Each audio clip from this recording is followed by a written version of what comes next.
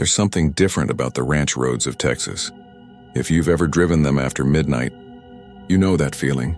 Miles of dirt and mesquite, no houses for hours, just your headlights cutting through the dark and that heavy sense that you're not alone out there.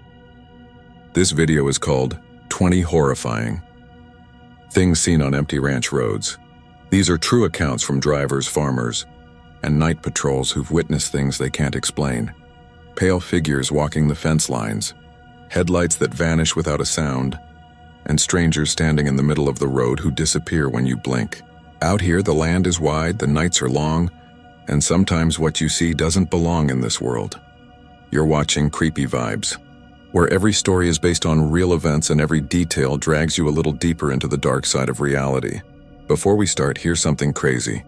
Almost 90% of the people who watch these videos never subscribe. I'm trying to reach 6,000 subscribers this month, and you can help make that happen. So if you love true horror stories and want more of them every night, hit that subscribe button, turn off the lights, and get comfortable. Also, let me know in the comments, where are you watching from and what time is it right now? Now, let's drive down those empty ranch roads and see what's waiting in the dark.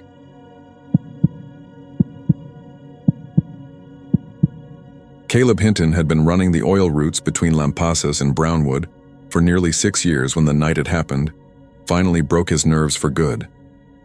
The drive out there was simple enough on paper. 50-some miles of cracked asphalt cutting through flat country and mesquite brush.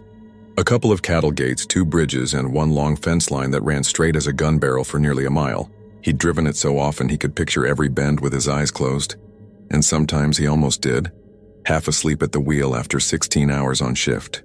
He always said the silence out there was heavier than anywhere else in Texas, like the whole world had shut off except for his truck's engine. That night he left the yard around 10:30. The air was thick with heat even after dark. The sky low and hazy, no moon. He had one headlight dimmer than the other and kept meaning to fix it but never got around to it. He played talk radio to stay awake. Some guy out of Abilene ranting about cattle mutilations.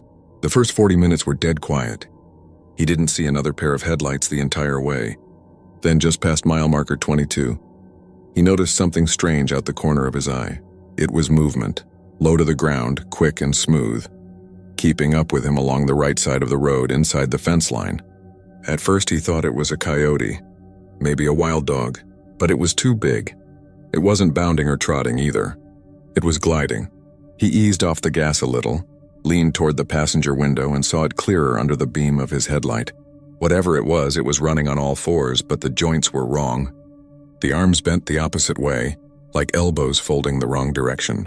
The body was long and pale, the limbs thin and hard-edged, and its hands, or maybe claws, dug into the dirt, pulling it forward in jerks that looked almost mechanical. He told himself he was seeing things. Sleep deprivation, headlights bouncing off the fence, a trick of light and dust. But it kept perfect pace with him at 60 miles per hour. Every few seconds it would dart closer to the fence, then further away again as if teasing him. When he sped up, it matched him. When he slowed down, it slowed too.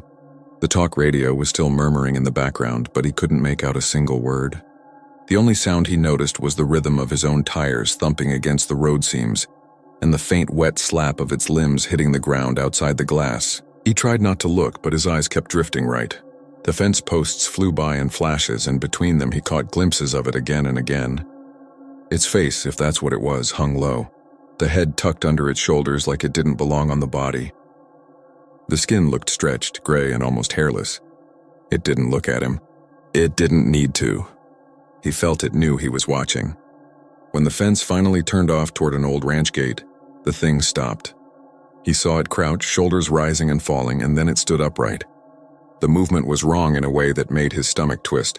It unfolded too tall, too suddenly. The head lolled to one side, one arm lifted, elbow still bending backward, and it waved. Not fast, not dramatic, just slow and deliberate, like it was saying goodbye. Caleb hit the gas hard enough to make the rear tires slide on the gravel shoulder. He didn't look back. He didn't stop until he hit the lights of a little diner off Highway 183, 20 miles north. He parked crooked, stumbled inside, and ordered coffee with shaking hands. The waitress said he looked like he'd seen a ghost. He told her a coyote ran alongside him for a bit. She laughed and said, "That road's got plenty of those." He didn't correct her. When he left at sunrise, he checked the side of his truck. The lower panels were coated in red dust but streaked with clean lines where something had brushed against them. 5 long smears like finger marks dragging backward along the metal. He washed them off before heading home, but the print shapes stayed faintly visible like the heat of the sun couldn't quite burn them out. He quit the Lampasas run that same week. He told dispatch he was sick of night routes, said he'd rather haul day shifts closer to town. When they asked why, he said the road made him feel watched. Nobody argued. Plenty of drivers had said the same over the years, though never as plainly as Caleb did. A few weeks later, one of the newer drivers took that route. Around midnight, he called in on the radio, voice shaky, asking if there were any other rigs near mile 22. The dispatcher told him no and asked what was wrong. The driver said he kept seeing movement along the fence line, something white running beside him in the dark. The dispatcher laughed it off at first, but the man's voice changed halfway through the call. He whispered that it had stopped running, that it was standing up. Then the radio went dead. They found the truck idling the next morning on the shoulder, driver's door open, headlights still on. The fence nearby had one post snapped clean in half. In the dust beneath it were marks like knees and hands pressed deep into the earth, pointing toward the road. The company closed that section of route after that. Officially, they blamed it on maintenance and poor lighting. Caleb never said another word about what he saw.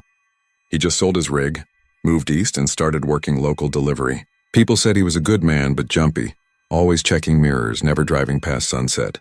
If you ask him today what really happened that night on the Lampasas road, he won't tell you. He'll just shake his head and say it's not the kind of thing you can explain. Then he'll add, quieter than before, that if you ever drive out past mile marker 22 and see something moving in the fence line, don't slow down, don't stop, and for God's sake, don't wave back.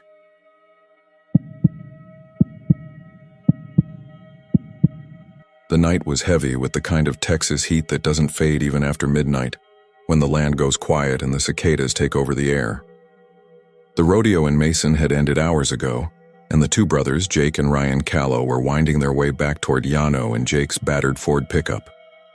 The road was a ribbon of cracked asphalt bordered by dry grass, drainage ditches, and fences that stretched for miles into black nothingness. The radio had given out 20 minutes earlier, and the only sound left was the hum of the engine and the tires pressing against the tar. Jake was driving, one arm hanging out the window, catching faint bursts of humid air. Ryan had his boots up on the dash, a styrofoam cup of Dr. Pepper sweating between his knees. They weren't talking much. It was that quiet fatigue after a long night, when words don't mean much anymore. Then Ryan saw her. It was quick, a flicker of movement in the low beams, a pale figure down in the drainage ditch off to the right. He straightened in the seat and said, "Slow down, man. You see that?" Jake braked instinctively, squinting into the dark. The ditch ran parallel to the road, filled with patchy grass and stagnant puddles from last week's rain. There was a woman standing down there, ankle deep in the water, wearing what looked like a long white nightgown that clung to her legs. Her hair hung dark and matted against her shoulders. She wasn't moving, just standing there like she'd been waiting for something. Jake slowed the truck to a crawl and leaned forward, gripping the wheel. "The hell is she doing out here?"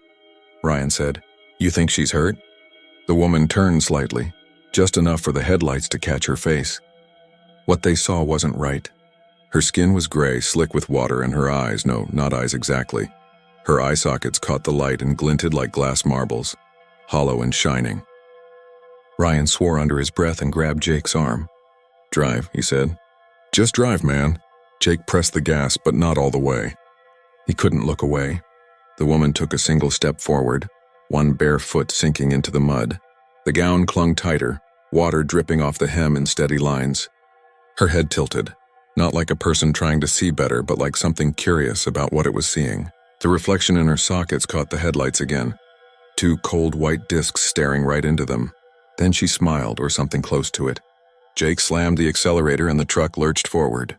Ryan looked back through the rear window, half expecting to see her standing there still.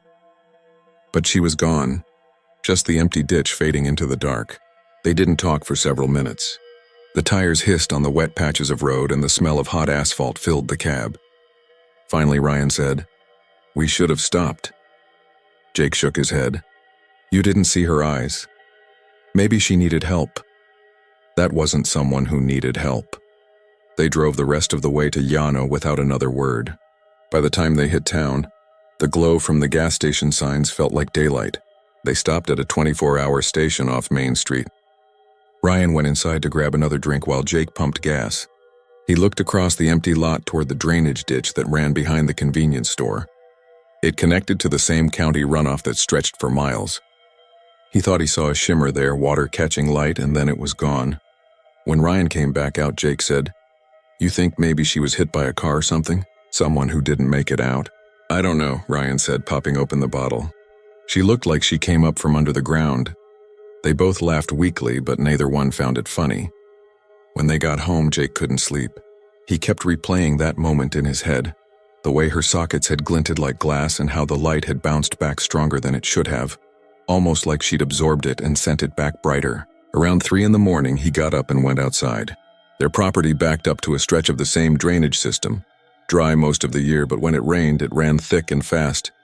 He stood at the edge of it, bare feet in the cool grass, listening to the slow trickle of water. Then he heard it, a soft splash, not far off, down where the ditch curved behind the neighbor's fence. He leaned forward, squinting. There was someone standing in the water again. White gown, wet hair, still as a statue. Jake stepped back toward the porch, heart hammering. He tried to convince himself it was just his mind replaying things, but the figure moved, slowly, like something testing the air. Then the face lifted toward him, and even from that distance he saw the light catch those sockets again, like the reflection of headlights on glass. He ran back inside and locked the door. He didn't wake Ryan. The next morning, Jake told him what he'd seen. Ryan didn't laugh. He looked sick, like he hadn't slept either. "I saw her too," he said quietly. "In the window last night, just standing there, looking in." They went back to the road that afternoon. The ditch was empty, the grass bent in long wet streaks. Ryan found a piece of fabric caught in a thorn bush. It was white, thin, and torn like from an old nightgown. They took it to Sheriff Darnell, who listened and nodded but didn't seem surprised. "You boys been out on 2323 last night?" he asked. "That stretch gets weird. Folks see things after rainstorms," Jake said. "What kind of things?" The sheriff scratched his beard and sighed. "Couple years back, a woman drove into one of them ditches. Flash flood took her. They didn't find her for 3 days. Some say she still walks those ditches when it rains. Looking for her headlights," Jake said. "Headlights?" The sheriff nodded. "Said when they found the car, both headlights were busted in. Glass everywhere. Some of it got in her face. They said it was like her eyes were made of it." That night, Jake couldn't stop hearing the sound of water running through the ditches. Even when it wasn't raining, he swore he could hear the soft trickle outside his window. He went out once more just to prove to himself it was nothing. The air smelled like wet soil. The moon hung low, barely a sliver. He walked down to the ditch with a flashlight and shined it along the water. Nothing moved. He turned to go back. Then he heard a faint clink like glass touching glass. He froze. The beam of the flashlight shook in his hand. From the dark ahead, 2 small points of light blinked into view, catching the beam perfectly, shining white and still.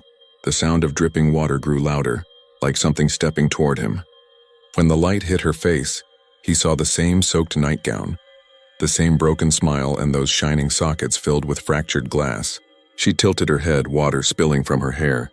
Jake stumbled back, the flashlight slipping from his grip and landing in the mud, the beam swinging wildly. The last thing he saw before the light went out was her reaching up, her fingers glistening with tiny shards that glittered under the beam like diamonds.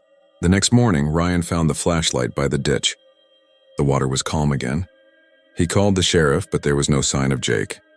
Just 2 small glassy fragments caught in the grass where the water turned, smooth, round, and faintly reflecting the sunlight, as if they'd once been part of a headlight or an eye.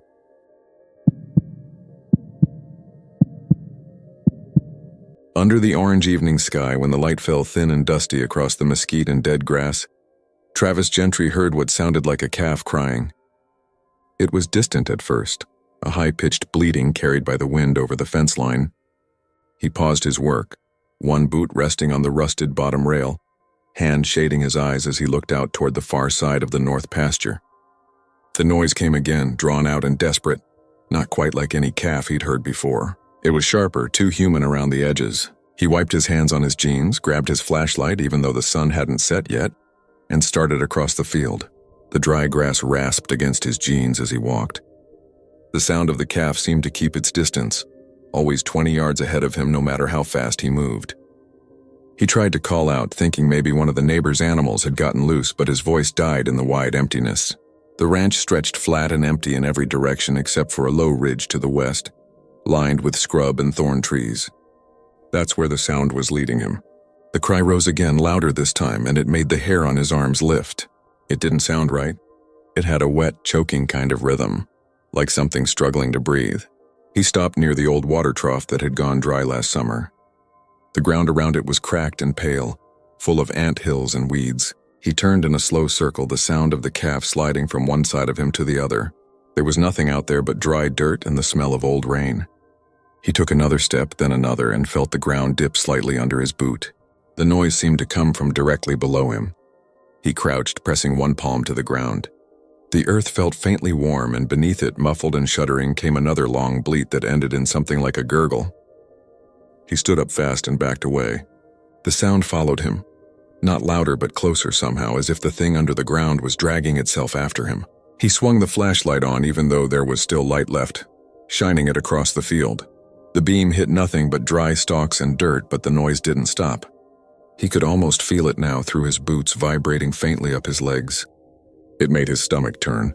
For a second he thought about going back to the barn, pretending he hadn't heard a thing. But curiosity won out, and he went to the tool shed instead. He came back with a spade and started digging. The dirt was soft, almost too soft for that patch of land. He hadn't gone down more than a foot before the smell hit him. It was sweet and rotten, like something that had been lying in the sun too long. The sound beneath the soil quivered and then broke into something higher, thinner, like a scream through a closed door. He hesitated, one hand gripping the handle so tight it creaked. The noise didn't sound like a calf anymore. It sounded like a person mimicking one badly, like someone trying to remember what an animal was supposed to sound like but getting the shape of it wrong. He dropped the spade and stumbled back a step. The dirt shifted on its own. A small rise appeared where he'd just dug, swelling and breaking open in a puff of dust. Something pale showed through, wrinkled and slick. He thought at first it was bone, but when the sun hit it just right, he saw that it was flesh. The smell worsened, thick enough to sting his nose. Then a shape pushed through. A small, hairless head, grayish-white, with a slit where a mouth should have been. From that slit came another bleat, soft and broken like a newborn calling for its mother. Travis froze, watching as the thing's shoulders heaved and its arms clawed at the loose dirt. They weren't hooves but human hands, though too small and too thin. The fingers fused together halfway down. He turned and ran, stumbling across the field until he hit the fence. The cries followed him, the sound rising and falling behind him like a siren echoing under the earth. When he finally reached the barn, he shut the door hard and leaned against it, gasping. The air inside smelled like hay and oil, familiar and grounding. But even then, through the thick wood of the walls, he could still hear it, faint, muffled but persistent. He sat down on an overturned bucket and pressed his hands against his ears. The sound didn't stop. By dark, he'd convinced himself it was some kind of buried animal. Maybe coyotes had dragged something out there. He poured a drink, tried to watch TV in the trailer, but every time he muted the sound, he swore he could hear it again. Around midnight, he gave up and went back outside. The stars were cold and bright over the ridge. The wind had died and the night felt too still. The bleating was faint now, coming from the same spot near the trough. He grabbed the shovel again, telling himself he just needed to see what it was. Once he did, it would stop haunting him. The beam of his flashlight found the disturbed patch easily. He started digging again, hands shaking. The ground seemed to pulse under his boots as if something deeper down was breathing. After a few minutes, the spade hit something soft. He dropped to his knees and brushed away dirt with his hands. A small shape lay curled there, slick with mud. It looked almost like a calf, but wrong. Its limbs too long, the head shaped strange, the skin stretched too tight. Its chest moved as if it were still breathing, though no sound came now. He leaned closer, his light trembling over its face. 2 dark holes where eyes should have been stared back at him, and when the wind stirred the grass, it moved its mouth. He jerked back, nearly falling into the hole. The sound came again, only now it was louder, filling the night. It wasn't coming from the thing in the dirt anymore, but from all around him. The ground rippled like something was crawling beneath it. He dropped the flashlight, and the beam swung wild across the field, catching other small mounds rising in the dirt. One near the trough, another by the fence, then more. stretching out toward the ridge. From each came the same awful strangled bleat. Dozens of them, maybe hundreds. The air vibrated with it. He ran for the truck, boots slipping in the dust. The noise followed him all the way to the gate, fading only when he hit the main road. He drove until dawn, not daring to look back. When he returned the next morning with the foreman, there was nothing there. The dirt was smooth, no holes, no smell. Even the trough looked cleaner somehow. The foreman laughed it off, told him maybe he'd heard coyotes or wind through the mesquite. Travis didn't argue. He quit that week and moved to Marble Falls, but he still couldn't sleep right. Sometimes, when the night was quiet and the wind shifted just right, he'd hear it again through the window, a calf crying somewhere far off, the sound threading through the dark like a lost thing, and he'd lie there, listening, trying to convince himself it was only the echo of something that never really happened. But every time, right before the sound faded, there was that faint rattle under it, like breath dragging through dirt.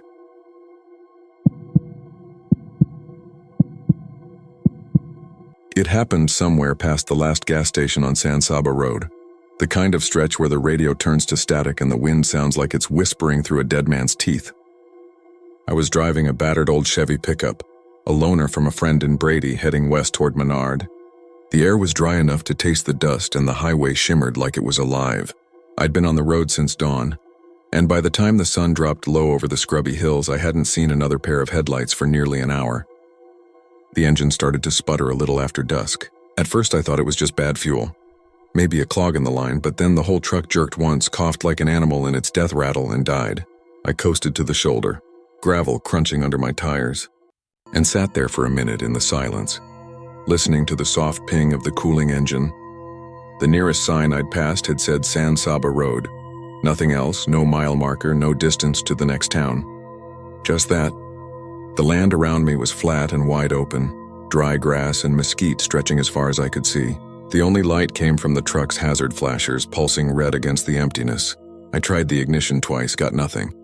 The radio crackled weakly, just static, until I flipped over to the CB mounted under the dash.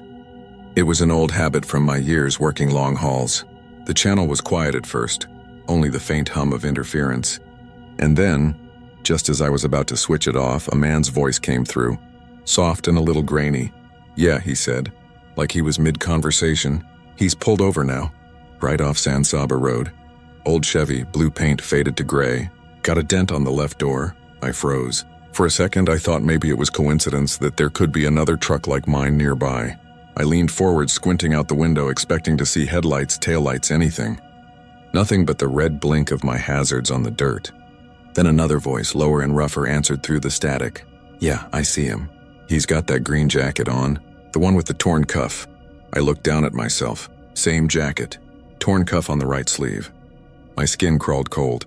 I reached for the radio, turned the volume down halfway, thinking maybe I was picking up some weird local signal. Someone watching from a distance and describing a scene for a story or something. But the voices didn't stop. "He's looking around," said the first voice. "Doesn't see us yet." The second one chuckled, a dry, broken sound that made the hairs on my arms stand up. "Give him a minute. He'll hear it soon." I felt something in my stomach twist, a slow coil of dread winding up through me. I looked out across the field again, the darkness pressed flat under the last light of the moon. There were no headlights, no houses, no distant radio towers, just the hiss of wind through the dry brush. I turned the CB dial trying to switch channels, but the same voices bled through every frequency, like they were inside the machine itself. "His hands are shaking," said the second voice. "He knows we're talking about him." I did. I couldn't stop staring at the radio. My fingers hovered over the power switch, but something about their tone made me feel like if I turned it off, something worse would happen. The first voice came again, slower this time, closer, almost whispering. "He's going to get out now. He doesn't want to, but he will." The truck won't start again. The air inside the cab felt thick. My throat was dry. I told myself I wasn't getting out, that I'd stay right there until morning if I had to. Then the radio crackled again, just static, a long hiss that built and built until it sounded like breathing. And then a third voice cut through, softer than the others. "Come on out." That one didn't sound like it came through the speaker. It sounded like it was outside the truck, right by the passenger door. I turned my head slowly, heart pounding so hard it hurt. But there was only the dark shape of the empty seat. I fumbled for the flashlight under the dash, my hand slick with sweat, and swung it toward the window. The beam hit the side mirror first. That's when I saw it. A figure was standing behind the truck, maybe 10 feet away, tall and thin. The beam caught a glimpse of something metallic in his hand. Maybe a radio mic, maybe something else. His head was tilted slightly like he was listening. I blinked, and when the light hit the mirror again, he was gone. The radio hissed once more, a high keening sound, and then came the voices again, calm, deliberate. "He saw you." "Yeah. He'll get out now." Without thinking, I killed the flashlight and reached for the ignition. The engine turned once, twice, then caught in a cough of dust and exhaust. I didn't care how or why, it started, and that was enough. I slammed the gear into drive and tore down that dirt road, the radio still sputtering, static and faint voices behind it. For maybe a mile I could hear them talking over each other, their words overlapping like echoes. "Keep going. Not much farther. He's still wearing the jacket. He'll stop again soon." I ripped the CB cord from the unit and threw it out the window. The static cut off instantly, but the silence that followed was worse. Every shadow by the roadside looked like a man waiting to step forward. The wind had picked up hard, carrying a dry, low whine that followed the truck like it was chasing me. When I finally reached the next town, if you could call it that, it was nothing but a few old houses and a single diner with the lights still on. I pulled in, shaking so bad I could barely open the door. Inside, a woman behind the counter looked up at me and frowned. "Long drive?" she asked. I nodded, too rattled to answer. My voice came out rough when I finally spoke. "You pick up CB signals around here?" She gave me a look like I'd asked if the air was poisonous. "Not for years," she said. "No one's used those things out here since the fires." "What fires?" I asked. She paused, setting down the coffee pot. "Back in '94, a couple of men ran a pirate signal out by San Saba Road. Used to mess with truckers, follow them, talk to them through the CB. They'd describe what you were doing, freak you out till you stopped. One night they went too far, chased a man off the road into a field. He didn't make it. I felt my stomach drop. What happened to them?" Her eyes flicked toward the window. Truck burned with them still inside. Nothing left but metal and dust. They say you can still hear them out there some nights when the wind hits the right way. I didn't say another word. I just nodded and went back out to the truck. The engine was still warm, but when I sat down and looked at the dash, I noticed something that hadn't been there before. The CB unit, the one I'd ripped out and thrown away, was sitting neatly back in its slot. The power light was on. The mic cord hung loose like someone had just used it. Before I could move, the speaker came alive, soft and clear. "He's back in the truck now," said the first voice. "Same jacket." The second voice laughed quietly. "Let's see if he listens this time." And then, under the hiss of static, I swear I heard the sound of tires crunching gravel right behind me.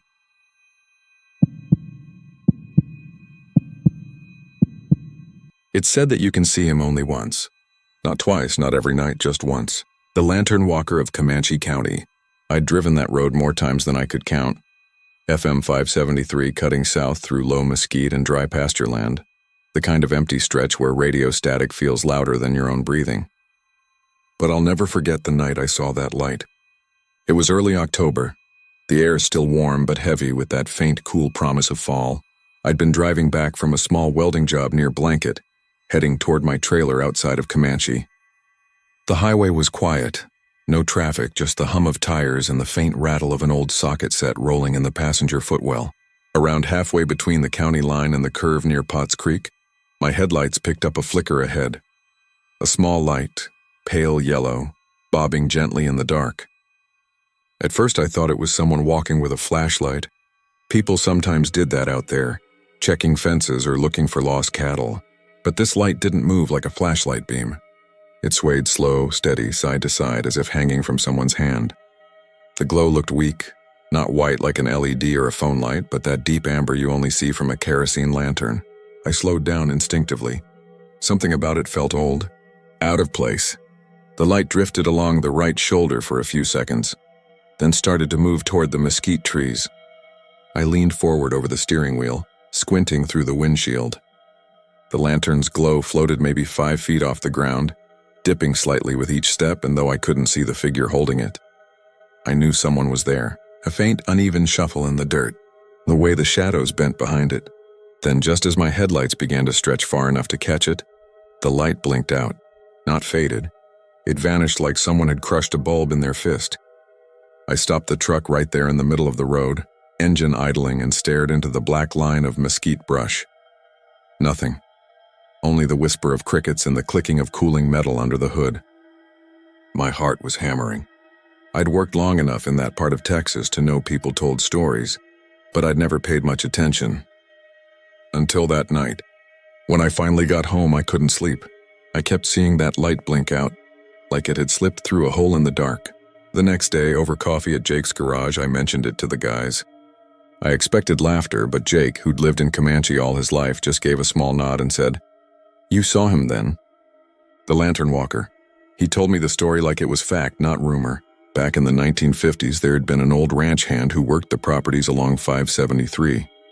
He'd walk the road every night with a kerosene lantern because his truck had no lights. One night a storm hit, and the next morning they found the truck in a ditch near the creek, engine still warm but no sign of him. Some said he got washed downstream. Others whispered he was hit by a car and buried quick to avoid trouble. But folks kept seeing that light years after, always walking, always vanishing when headlights got close. Jake swore his uncle had seen it twice and never drove that road again after dark. I tried to laugh it off, but the unease clung to me. Maybe because I'd seen it myself, or maybe because when you live long enough in rural Texas, you start realizing how many things go unspoken under all that wide sky. A few nights later, I had to drive the same route again. I told myself I wouldn't look, wouldn't slow down. But as I came up on that same stretch near Potts Creek, my stomach tightened. The night was dry, the moon a dull blur behind thin clouds. I kept my eyes on the center line, refusing to glance at the shoulder. But then I saw it again, not far ahead this time, the same slow sway of amber light. I gripped the wheel harder, my foot easing off the gas even though I didn't want it to. The light moved steadily along the side of the road, keeping pace with me. My speed dropped to 20, then 15. The light turned slightly toward the trees. I could just make out a faint shape behind it, thin, stooped. A man wearing what looked like a brimmed hat. My headlights washed over the mesquite, catching nothing but gray dust and dry weeds. The light blinked out again. The silence that followed felt like a weight pressing on my chest. I pulled over, leaving the truck idling. For reasons I still don't understand, I opened the door and stepped out. The night was perfectly still except for the chirring of grasshoppers. I walked toward where the light had disappeared, crunching through gravel and brittle stems. The air smelled faintly of iron and something old, like the inside of a kerosene can. The feeling that I was being watched settled over me, but there was no sound, no movement. I turned back toward the truck, and that's when I saw the reflection. In my driver's side mirror, glowing faintly in the glass, was the lantern, not ahead of me anymore, but behind, on the opposite side of the road. The figure was clearer now, maybe 30 feet away, facing my truck. I froze. I could see the outline of an old man, head tilted down, one arm hanging limply at his side, the other holding the lantern. The flame burned steady but dim, the light trembling slightly in the breeze. He wasn't moving, just standing there as though waiting. I don't remember getting back into the truck, only that I was suddenly behind the wheel again, throwing it into gear. Gravel spun out under the tires as I tore down that road toward town. I didn't look in the mirror again, not once. After that night, things changed. Sometimes when I drove home late, I'd catch faint glimmers in the distance that might have been headlights or might have been him. My CB radio, which I'd barely used, started crackling at odd times. Faint whispers like someone breathing close to the mic. One night I thought I heard a voice saying, "Keep walking." I shut it off and left it that way for months. About a year later, a trooper stopped by Jake's garage asking questions about an accident near FM 573. Some kid had swerved off the road, claiming he saw a lantern floating across his lane. The kid was lucky to walk away. The trooper said it was probably just a prank or fog from the creek. Jake looked at me then, that knowing look, and neither of us said a word. I moved away from Comanche a few years back, but sometimes when the wind's right and the night feels too big, I still think about that road. I can see it in my mind, the dark curve, the dust, the thin strip of pale gravel, and just beyond it, a slow swaying glow, walking the edge between the living and whatever waits out there past the mesquite. They say the lantern walker never stops, that he's still looking for the road he lost. But if you ever find yourself driving down FM 573 after midnight, and you see that faint amber light ahead, do yourself a favor, Don't slow down. Don't stop. Because when your headlights finally reach it and it goes out, you'll understand why no one ever sees him twice. It was the kind of morning that belonged to late October in the hill country. Pale gray sky, air just cool enough to smell of cedar and damp rock. The sun was barely rising over Mason County, and the hunter, a man named Carl Denson, was driving his old Ford through a stretch of back road between Loyal Valley and Katemsi. He was out early for whitetail season, alone with a thermos of black coffee on the seat and a rifle rattling softly in the gun rack. The road was empty, the kind of quiet that made you hear your own thoughts whether you wanted to or not. There was a low bridge up ahead, crossing what used to be a creek before the drought turned it into a cracked scar of clay and pale stones. It was always damp down there, though, always smelled faintly of algae even when the water was gone. He'd crossed that bridge 100 times, but that morning, something was different. He saw movement, small, still, sitting on the guardrail. At first, he thought it was a dog, maybe one of those strays that hang around the pastures. But as his headlights swept closer, the shape resolved into something else. A child. Small, probably 6 or 7 years old, sitting sideways on the rail, head bent down like they were staring into the dry creek bed. Carl slowed, confused. There were no houses for miles in either direction. He leaned forward, trying to see better through the windshield, but the figure didn't move. The truck rolled to a crawl, engine humming low, tires crunching gravel. He tapped the brake and called out through the half-open window. "Hey, you all right, kid?" The voice sounded too loud in the silence, echoing under the bridge. The child didn't turn. Carl frowned and stopped completely, putting the truck in park. He grabbed his flashlight and stepped out, boots hitting the dirt. He expected the sound of movement, the shuffle of feet, maybe a startled look. But when he raised the beam, the rail was empty. No kid, just air and mist rising off the creek bed. The hair on his arms stood up. He swung the light around, scanning the bridge, then down into the dry channel below. Nothing but stones, a few dark puddles, and twisted roots. He waited, listening. The only sound was the slow tick of his cooling engine. Then faintly, a splash. It came from under the bridge like a single bare foot landing in shallow water.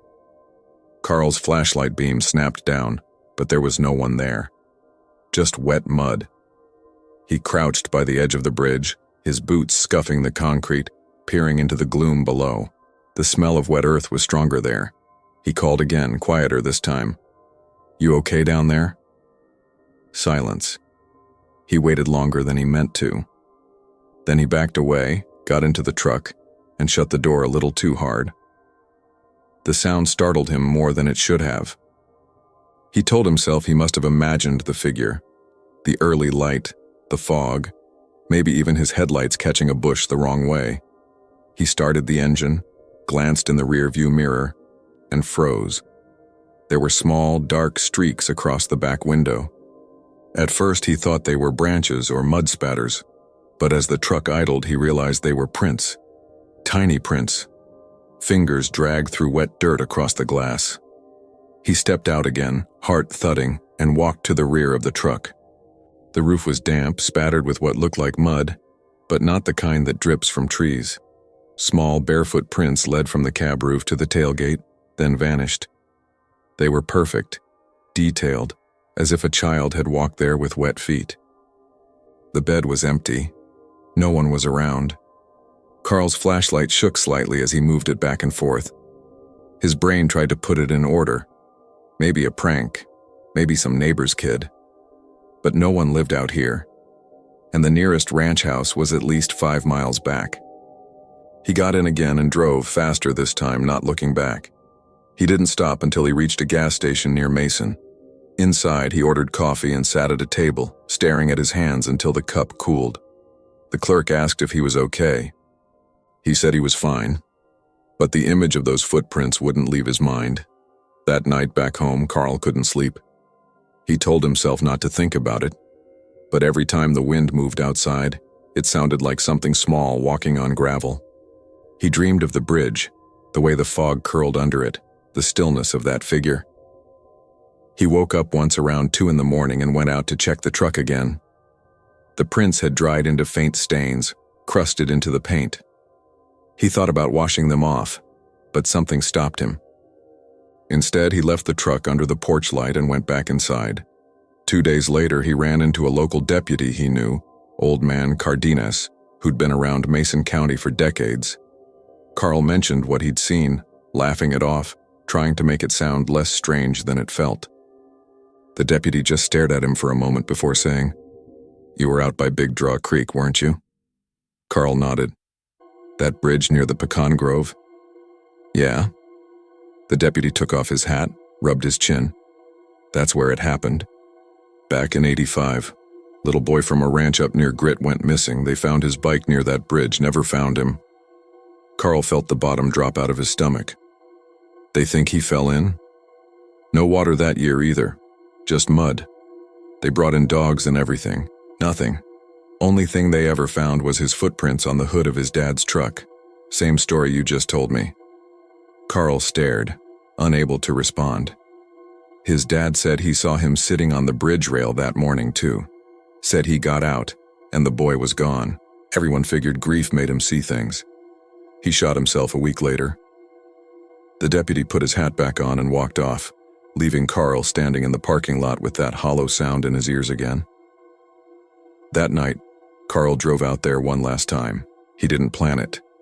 He just found himself turning onto that road after sunset, headlights sweeping through the mist. When he reached the bridge, he stopped in the middle, engine idling.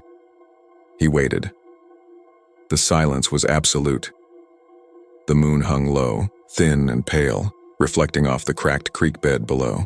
Then something tapped the roof. A single soft sound, like a small hand patting metal. He looked up through the windshield, and for just a heartbeat, saw a shadow move across the edge of the light. The faint outline of a child's head and shoulders leaning over the cab, staring down. He threw the truck in reverse, tires screaming, heart pounding so hard it blurred the sound of the engine. When he reached the top of the hill, he glanced back one last time. The bridge was empty, but the railing gleamed faintly in the moonlight, slick with fresh mud. He never went hunting out there again. He sold the truck 2 months later, traded it for a newer model in Junction. The dealer mentioned it had some strange stains on the roof that wouldn't buff out. Carl just nodded. He moved away from Mason County the next spring. Sometimes, though, when the night air is still and damp, he dreams he's driving again on that same road, headlights sliding over gray cedar trunks, and a small figure waiting on the bridge, watching. After the storm that tore through Menard County in late spring, the air hung thick with the smell of wet dust and cedar. The roads shimmered under a weak sun, and the low fields glistened like shallow lakes. Cattle had broken through fences during the night, wandering across flooded ditches and torn wire. For 3 days, the farmers along FM 2291 were busy rounding them back up. But when they counted, the numbers didn't match. A few cows here and there, mostly calves, were gone. It wasn't much at first. 3 from the Sutton place, 1 from Garrett's herd. Coyotes, they said. The storm probably spooked them into the draws and the water carried them downstream. But old man Dalton knew better. He'd seen something that night, something that moved wrong. He told the story at the feed store, sitting under the slow-spinning fan, a cup of black coffee trembling in his hand. The others laughed, but they stopped when they saw his face. He said he was driving home along the dirt road that cut past the abandoned windmill on the Miller property. The rain had slowed to a mist, the kind that sticks to your windshield and blurs your headlights.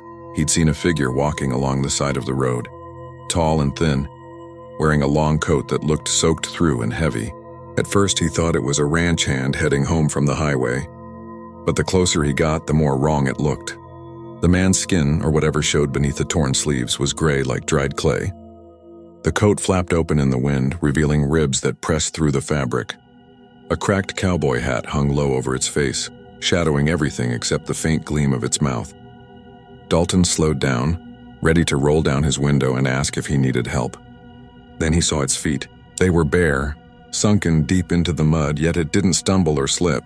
It moved forward with a dragging rhythm, each step slow but steady. When the truck's headlights hit it directly, it turned its head. Dalton said he saw a hole where the face should have been, just a hollow space where the rain ran down like tears. He didn't tell that part at first. He told it to Sheriff Leland 2 days later when another herd went missing.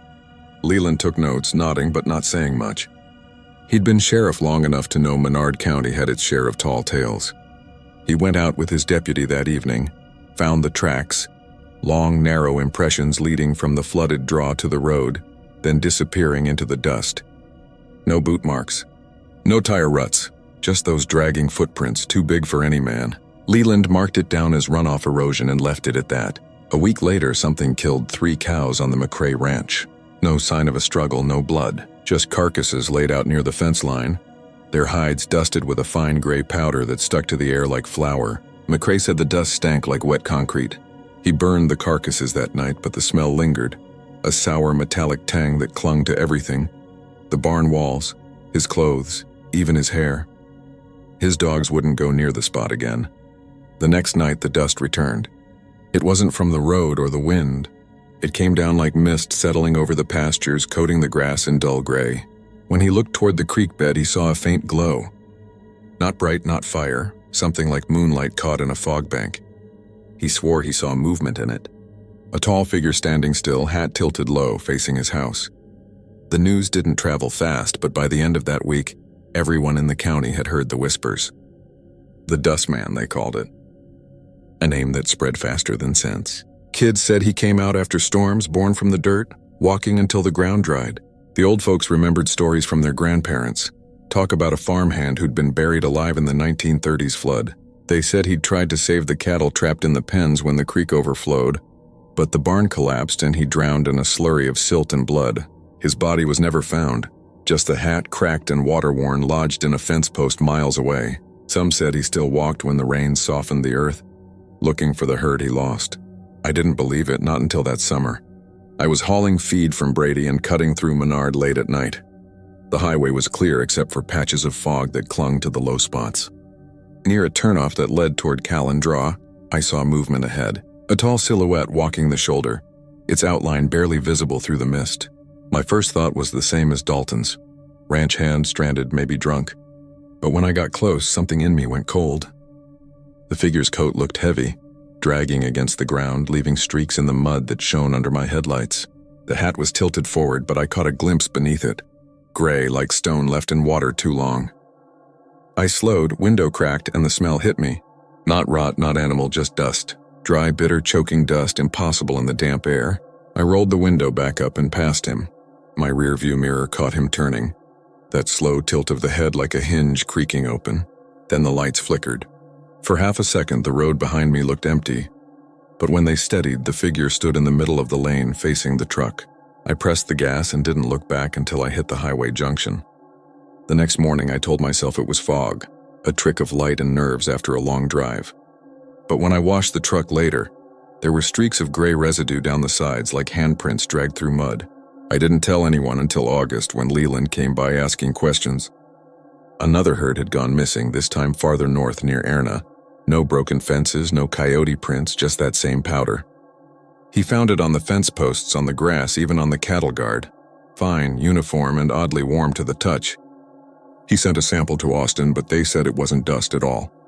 It was something else. Microscopic clay particles fused with organic matter like ground bone. Leland never shared that part publicly. He just started driving the roads himself after storms, waiting by the bridge where Dalton first saw the thing. It was around then that the dreams started. People in town, ranchers, truckers, even the mail carrier began talking about strange dreams. They said they saw a figure standing at the foot of their bed, dripping gray dust onto the floor, whispering in a voice that sounded like wind in an empty silo. Some woke to find their windows open, thin trails of dust on the sills. One man said he followed the trail out to his barn and found his prize bull lying still, covered in that same powder, eyes open but blind with film. Leland warned folks not to spread panic, but by September, half the county refused to drive at night. The last time anyone saw the Dust Man was after the October floods. A rancher named Delaney was mending fence when he saw movement across the pasture. A tall figure walking along the ridge, coat dragging, hat low. He shouted, thinking it was one of his men, but the thing didn't respond. It just kept walking, its long arm swinging something heavy at its side. When Delaney climbed the rise, there was nothing there. Just a trail of wet footprints leading toward the dry creek bed, each one filled with fine gray water that shimmered under the sun. By the next morning, half his cattle were gone. I drove that road myself not long after. The air was dry, the fields cracked, the last of the summer heat settling in. When I passed the Miller windmill, I slowed. The fence there was still down, wire twisted into the dirt. For a second, I thought I saw movement among the mesquite, a shape, tall and still, hat tipped forward. I blinked and it was gone. But as I drove away, the dust began to rise, a thin spiral twisting into the air, following the road like breath. They say the dust man only walks when the ground's soft enough to remember him, that when the rain stops and the wind dries the fields, he sinks back into the earth until it's time again. Maybe that's true. Or maybe he never left at all. Some mornings, when the sun hits just right, you can see long, narrow prints in the road outside Menard, pressed into the powder like something heavy passed through during the night. And sometimes, when the wind shifts, it carries a sound with it, faint, steady like boots dragging through mud, heading somewhere just out of sight.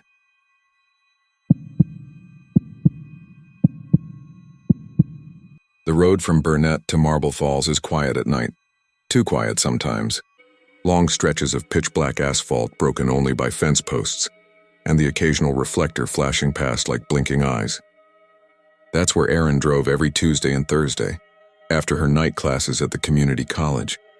She'd leave the campus a little before 10, grab a coffee from the gas station near the highway, and head home through the dark hills. It was a simple drive, about 30 minutes, but it always carried that eerie Texas stillness you start to feel deep in your stomach after a while, the kind that makes you lower the music just to check if you really heard something outside. That night had been long. A storm earlier had soaked everything, and though the rain had stopped, the air still smelled like wet cedar and gravel. Her headlights cut through faint fog lifting off the road, and her wipers squeaked once every few minutes just to push away the mist gathering on the windshield. She was tired but alert, her fingers drumming lightly against the steering wheel as she followed the familiar turns. The radio played something old and slow, and she found herself glancing at the rearview mirror without really knowing why. The first time she saw it, she thought it was her backpack, something dark behind her right shoulder, low in the seat. But then the shadow shifted just slightly, enough for her to see the shape of a shoulder rise and fall, slow, rhythmic. Breathing.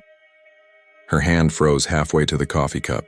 The headlights of a passing truck flashed across the interior for a second, lighting up the back seat just enough to show her the faintest outline of a head tilted toward the window. Her chest went cold. She turned her eyes back to the road, every muscle locked. She didn't slam the brakes or scream. Her first thought was that she was seeing things, that maybe the fog and exhaustion were playing tricks.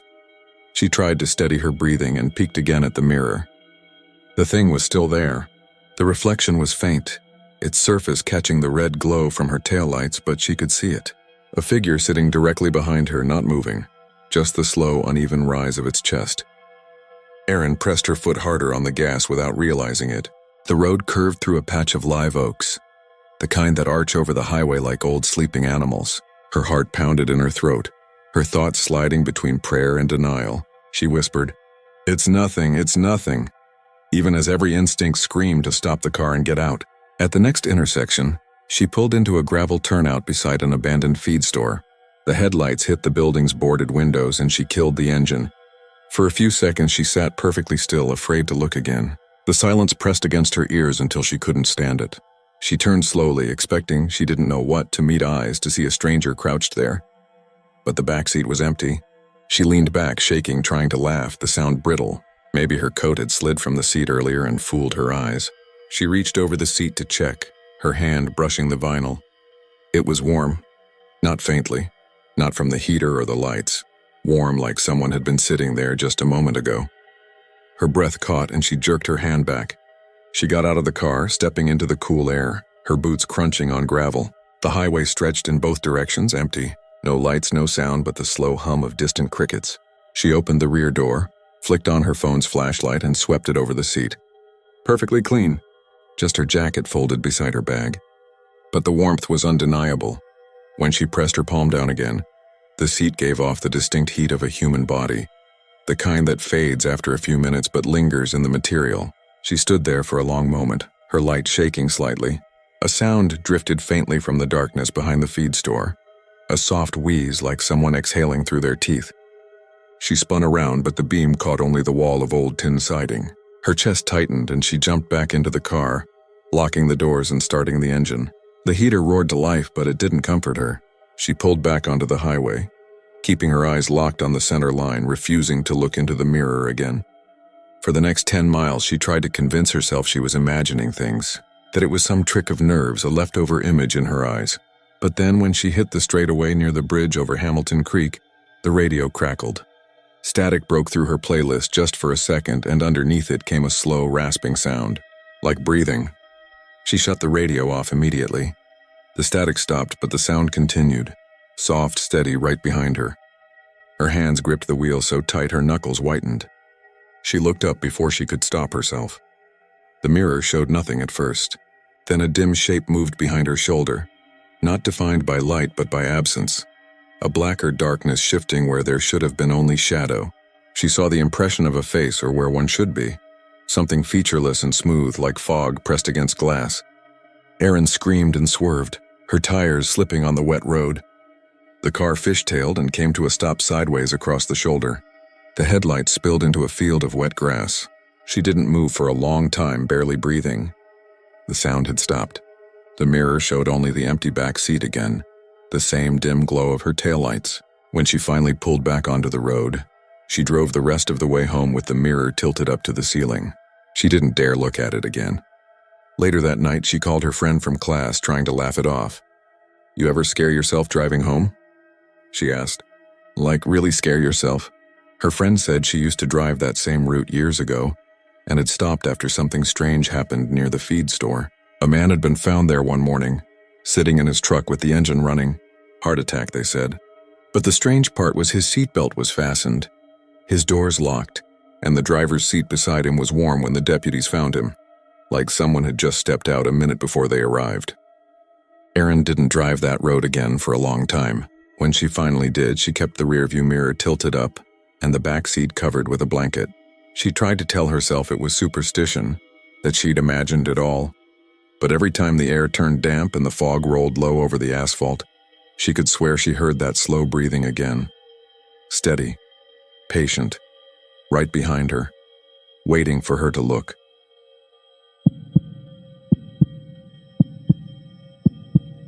The old roads south of Uvalde have a way of twisting in on themselves, disappearing into stretches of brush country where the only sound at night is the whisper of mesquite branches scraping against rusted fence wire.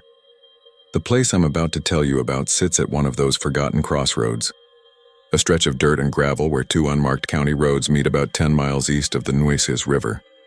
I found it while working a night shift in 2014. Back then, I was a sheriff's deputy, the kind who drew the short straw for backcountry patrols, checking on cattle theft reports and listening to static-filled radios while the world outside my headlights went black. The call that sent me there wasn't unusual at first. Dispatch said a rancher named Hollis Baird had called in about lights moving on his property line again. People out there had a habit of mistaking distant rigs or hunters for trespassers, so I went alone. It had been clear that night, the kind of dry Texas air that smells faintly of cedar and dust.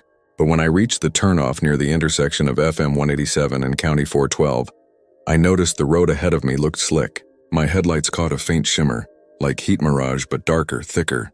I slowed the cruiser, thinking it might just be oil from a passing truck. But as I rolled closer, the wipers suddenly squeaked once. A single drop hit the windshield, then another. I leaned forward and saw something that made my skin crawl. Rain was falling, but only inside a circle. It wasn't a storm, not even a scattered shower. The stars above were sharp and clear, the moon nearly full. But in the middle of that lonely intersection, about 20 feet across, water was coming down in steady vertical lines, splashing against the gravel with a sound that was almost gentle. I stepped out of the car, leaving the engine running, and the moment I did, I could smell the petrichor. Real rain, cool and clean. I walked toward it, one hand resting on my holster, and the temperature dropped like I'd stepped into another season. When I crossed the edge of that circle, everything felt wrong. The sound changed, muted somehow, like I'd slipped underwater. The drizzle soaked through my shirt in seconds, and I remember thinking I could hear something underneath the patter. Not thunder, not wind, breathing, long, steady, and wet. I turned, shining my flashlight across the road, and that's when I saw the footprints. Bare ones filled with water, leading toward the middle of the crossroad. I followed them without meaning to. The beam of my light trembled on the gravel until it hit a pair of legs. Someone was standing there, unmoving, head tilted up to the sky. He was tall, maybe 6 feet, dressed in old overalls so soaked they clung to his skin. His hair was plastered against his forehead, and though I called out, he didn't flinch. I got closer, close enough to see his lips moving, but the sound of the rain drowned everything else. When I raised the light higher, he turned his head slowly toward me, and for a moment I thought he was smiling. But what I saw wasn't quite a smile. The corners of his mouth were split open, torn somehow as if they'd been pulled too far by hooks. His eyes were shut tight, but water streamed from them like tears. I froze. My instincts told me to back up, but before I could, he spoke. His voice was low, gravelly, and completely calm. He said, "It's still raining." Then he tilted his head farther back until his neck made a soft popping sound. When I blinked, he was gone, just gone. The rain stopped as instantly as it had started. I stepped forward, heart pounding, and found no trace of him. The footprints were gone too, the gravel dry as if it had never been wet. My uniform, though, was still drenched, dripping onto my boots. I reported it as an environmental anomaly, something about runoff or a burst irrigation pipe, and left it at that. But I couldn't stop thinking about that man's face. 2 weeks later, another deputy, Ramirez, mentioned the same spot during roll call. He'd seen the rain too, claimed he'd pulled over after spotting what he thought were brake lights in the distance. When he stepped out, the drizzle started again in that same 20-foot circle. He didn't go near it, but he said he saw someone standing inside. Same position, same upward tilt of the head. Ramirez swore the man was smiling at the sky. We checked the weather logs. No precipitation recorded anywhere in Uvalde County that night. Hollis Baird, the rancher who made the first call, later told me that his granddad used to talk about the dripping crossroad. Supposedly, back in the 1930s, there'd been a farmer named Judd who lost his wife in a flash flood near there. She drowned trying to save their mule from a washout.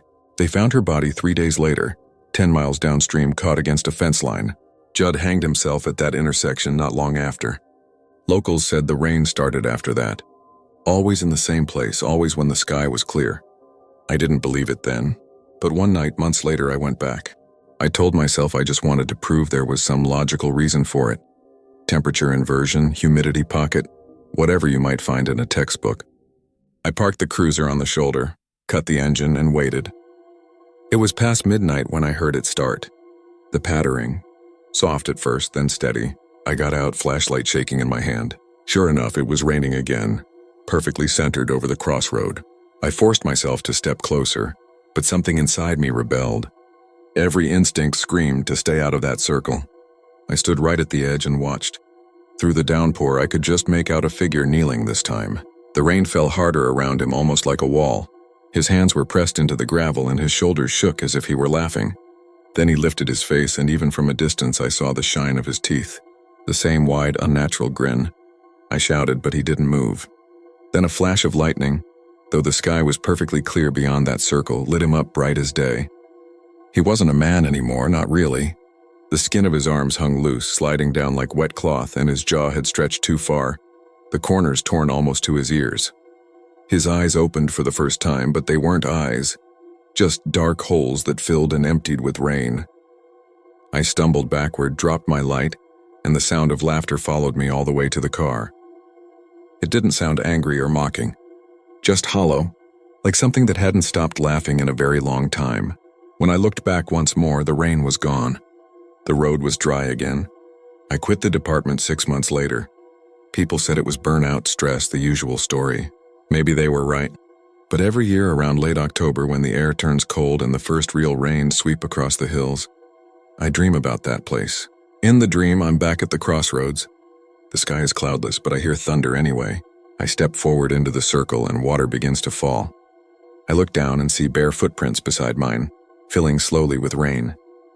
Then someone behind me whispers, "It's still raining." And when I wake, my bed is soaked.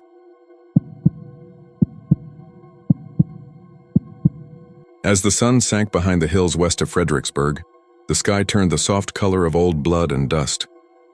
Jenna liked that time of day. It was when the air cooled enough to breathe again after a long shift at the clinic, and the cicadas were loud enough to drown out her thoughts. She ran the same route most evenings, a long stretch down Ranch Road 965 toward Enchanted Rock, then back through the winding country roads to her rental house north of town. She'd been living alone since April, after a breakup that left her quiet and jumpy. Running was how she cleared her head. That evening had been still, too still for late summer in the hill country. The wind had died before sunset, leaving the oaks motionless and the tall grass along the road leaning in one direction, as if waiting for something to pass. When she started her run, she noticed the absence of the usual ranch noises. No lowing cattle, no barking dogs, not even the faraway hum of tractors. Only the scrape of her shoes on gravel and the faint buzz of insects in the heat. She was 2 miles in when she first heard it. A soft, low whisper carried across the field on her left. She slowed, thinking it might be a coyote call or a bird. But then she caught a single word, faint but distinct. Her name. Jenna. The sound came from somewhere beyond the fence line near the mesquite trees. She turned toward the sound, shading her eyes against the dim light. Nothing moved. The field stretched empty to the horizon, dry and gray in the fading dusk. She shook her head and kept running.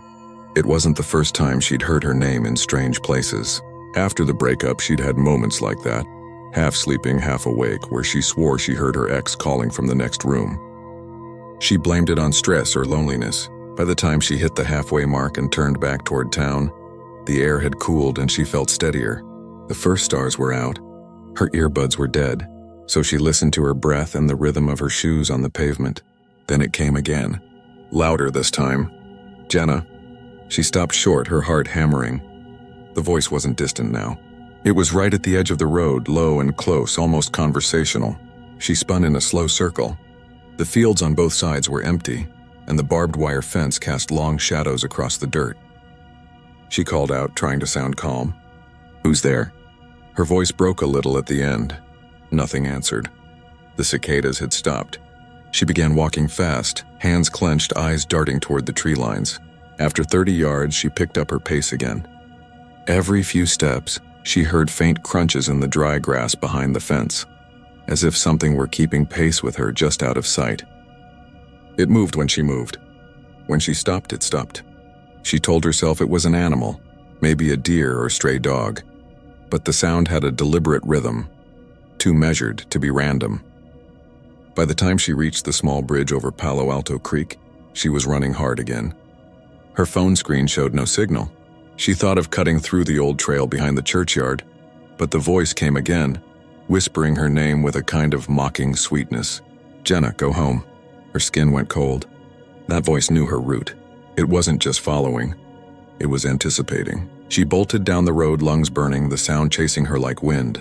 Each time she stopped to catch her breath, the voice was closer. At first it was a whisper, then a murmur, then, barely a yard behind her, an exhale that touched her ear. She swung around, fists raised, expecting to see someone standing there. But the road was empty, lit only by the thin moonlight and the orange glow of a distant porch lamp. Her house sat at the end of a gravel drive, surrounded by fields. The nearest neighbor was half a mile away. When she finally reached her front gate, she was trembling so badly she could barely open the latch. She ran inside, slammed the door, and pressed her back against it, listening. For a full minute, there was nothing. Then she heard it again, faint through the walls. Left on Live Oak, right on Old Willow. Past the gate, she froze. That was her route home. Word for word, step for step. The voice was reciting it from outside. She turned off every light and went to the kitchen window. The field beyond her fence was dark except for a faint shimmer of motion, like heat haze on asphalt. It seemed to pulse and twist against the night sky. She could almost make out a shape, a person maybe. But the more she stared, the less clear it became, as if the air itself were folding around it. She backed away and dialed the sheriff's office, but the call wouldn't connect. The signal icon flickered, then went blank. The house felt suddenly unfamiliar, like a stage set built wrong. Angles slightly off, shadows too deep. She moved room to room, checking locks, every hinge creaking louder than it should. The whisper followed, always the same distance behind her, sliding from one wall to another. "Jenna, don't hide." In the bathroom mirror, she caught movement behind her shoulder, a flicker of darkness that wasn't her. She spun and saw nothing, but the reflection lagged, showing the empty hallway half a second late. That broke her. She grabbed her car keys and ran outside. The air was warm and still. Not even the grass moved. She started the car and tore down the drive, gravel spitting under the tires. Half a mile out, she slowed. The voice was in the car now. She didn't hear it with her ears. It was inside her head, close enough that she could feel the words vibrate in her jaw. "You shouldn't have run," it said. She screamed and floored the gas, eyes locked on the center line of the road. Her headlights cut through a sudden mist that hadn't been there a second before. When the fog cleared, she was at the same bridge over Palo Alto Creek. The same mile marker, the same stretch she'd started from. Somehow she'd looped back. Her breath came in sharp bursts. She turned around, but the road behind her was gone, swallowed by fog. She could see only her own tire tracks ending abruptly at the bridge. Then the whisper came again, right beside her face. "Almost home." The world seemed to dim around the edges. Her headlights flickered, and for a moment, she saw something sitting in the passenger seat. It was shaped like her. Same build, same hair. But its face was turned toward her with a strange half-smile, lips barely moving. The voice came from its mouth this time, soft and amused. "Told you I'd see you home." When the sheriff's deputy found her car the next morning, it was parked neatly on the shoulder near the bridge. The engine was cold, the driver's door open. There were no signs of struggle. Her phone was on the seat, still recording a voice memo that ran for over an hour. Most of it was wind noise and static, but near the end, a faint whisper could be heard, repeating her name slower each time as if savoring it. Locals still say that on certain nights, joggers hear someone call from the fields along Ranch Road 965. They say if you stop, the voice learns your route, and if you keep running, it just follows you home.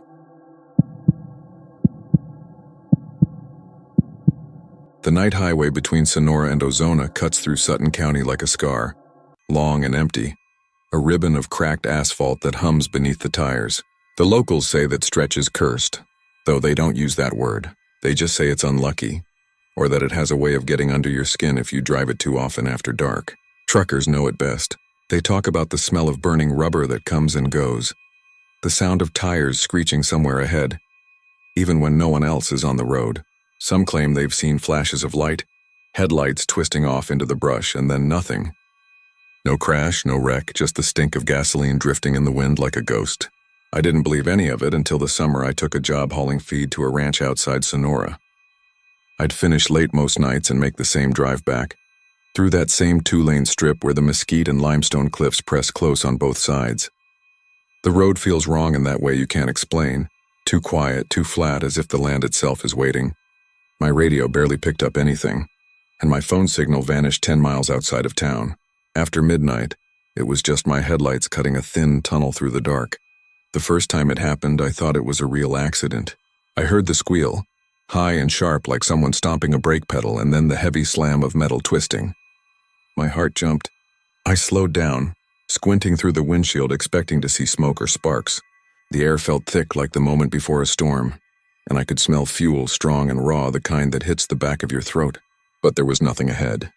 No tail lights, no cars, not even skid marks when I stopped and shined my flashlight over the road. The smell faded as fast as it came, leaving only the hum of cicadas and the whisper of wind against the fence line. The next morning, I told a mechanic in Sonora what I'd heard. He didn't look surprised. He just nodded and said, "You heard the wreck." I asked what he meant, and he said there used to be a family, man, wife, little girl, driving back from a rodeo in the late 70s. They were hit by a cattle hauler right around mile marker 42. All three died before help arrived, and the truck caught fire. The story goes that sometimes you can still hear the crash replaying. Same time, same place, like the road stuck remembering it. I laughed it off, but the next week it happened again. Same stretch, same sound of tires shrieking, rubber burning, metal twisting. Only this time when I stopped, I saw something.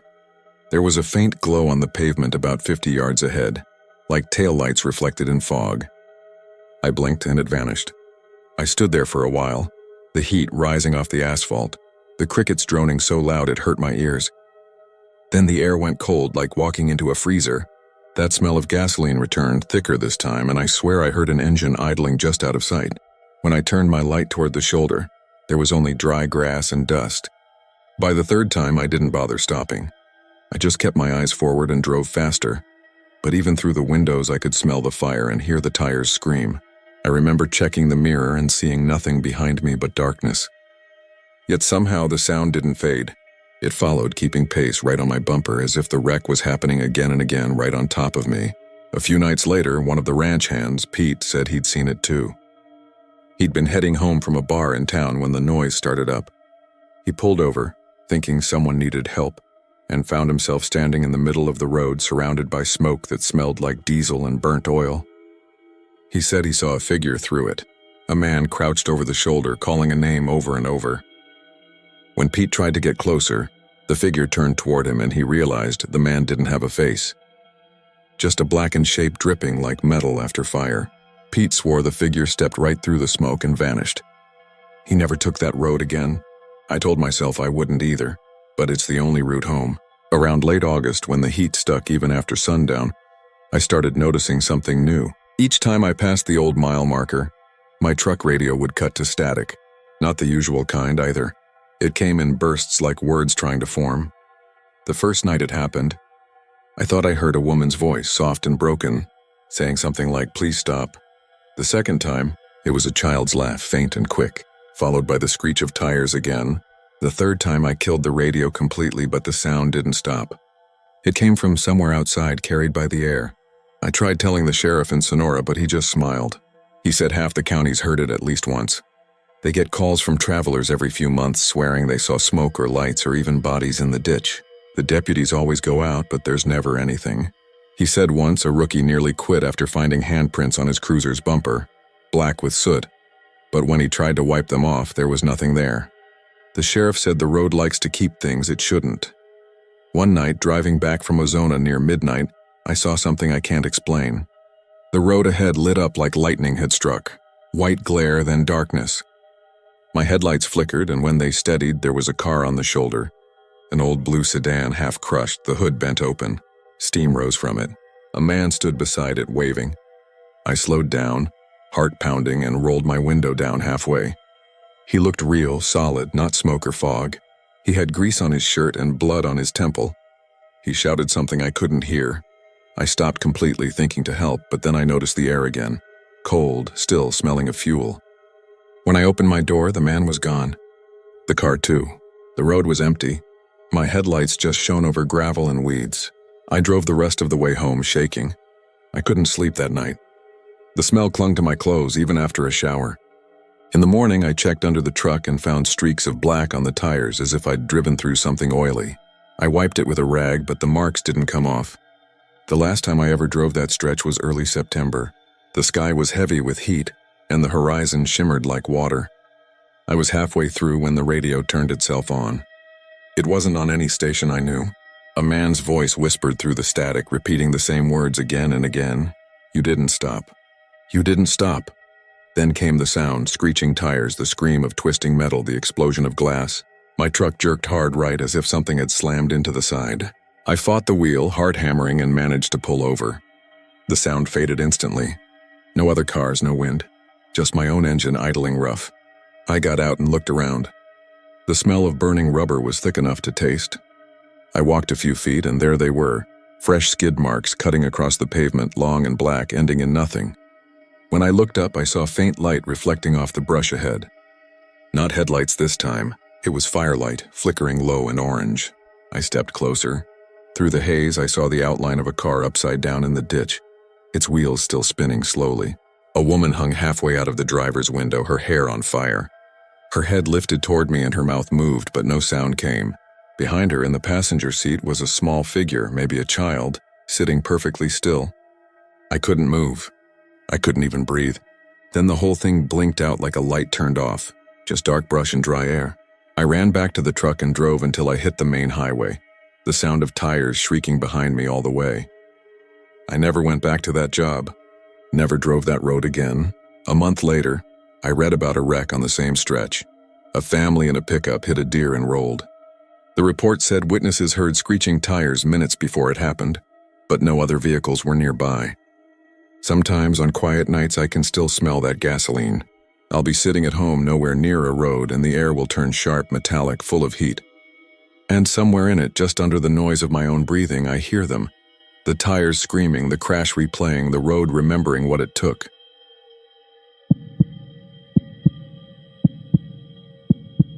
Highway 163 cuts through Crockett County like a scar, a thin ribbon of asphalt surrounded by endless miles of brush, dry grass, and the occasional windmill spinning lazily under the sun. At night, the road belongs to the coyotes and truckers, the wind carrying dust across the faded center lines. I've driven it more times than I can count, mostly after midnight when the world feels too quiet and the air seems heavy, like it's holding its breath. That's when people say the black truck comes out. I didn't believe it the first time I heard about it.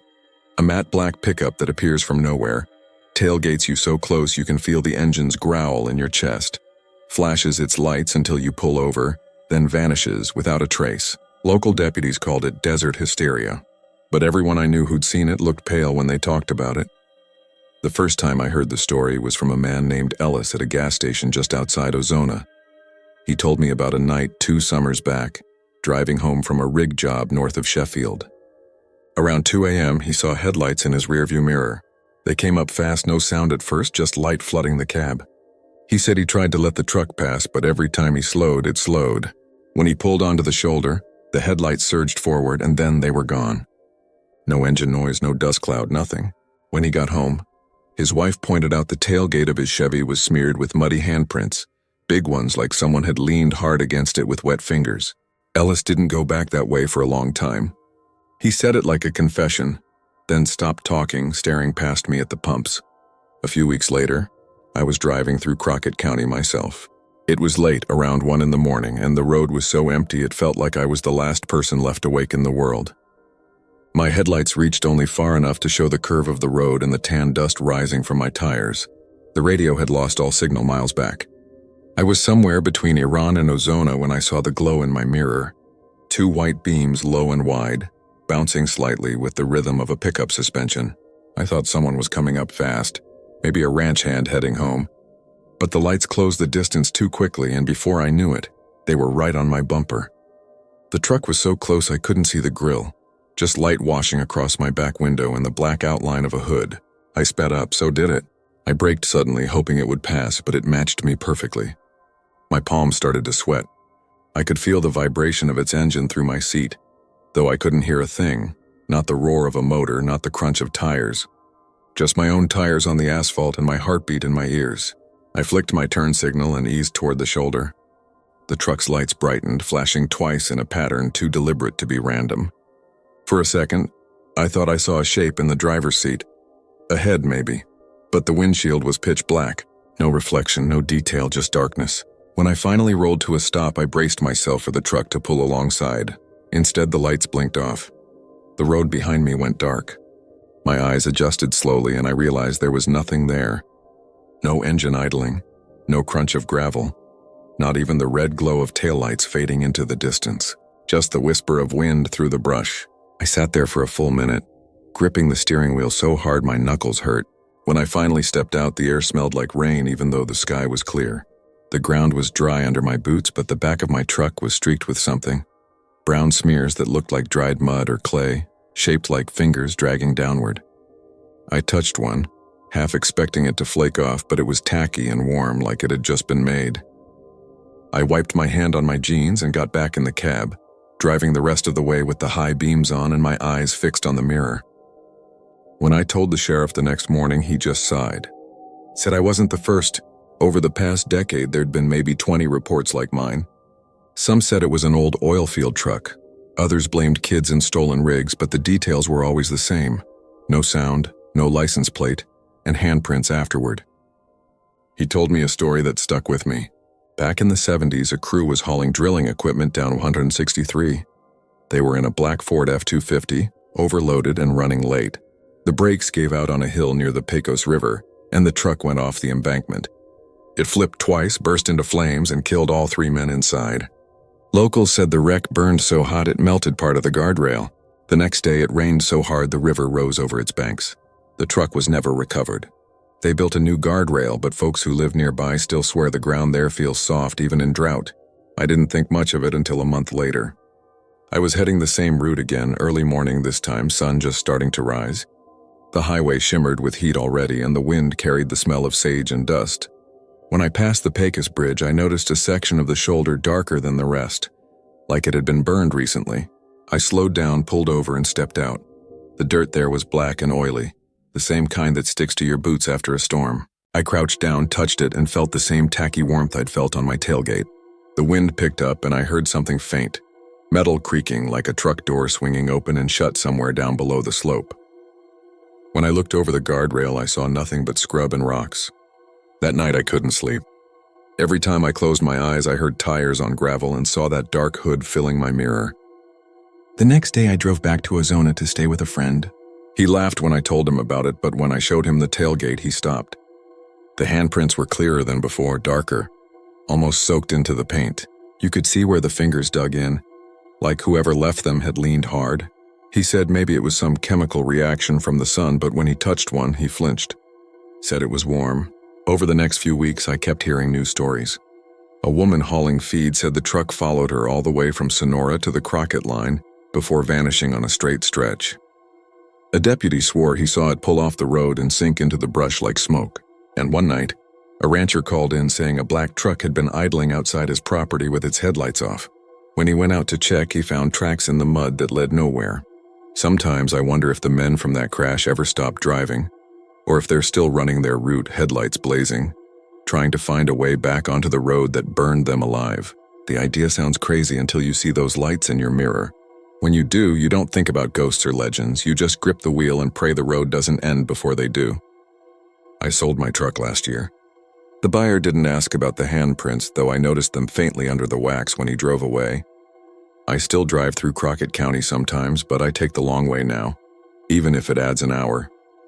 I tell myself it's just superstition, just nerves.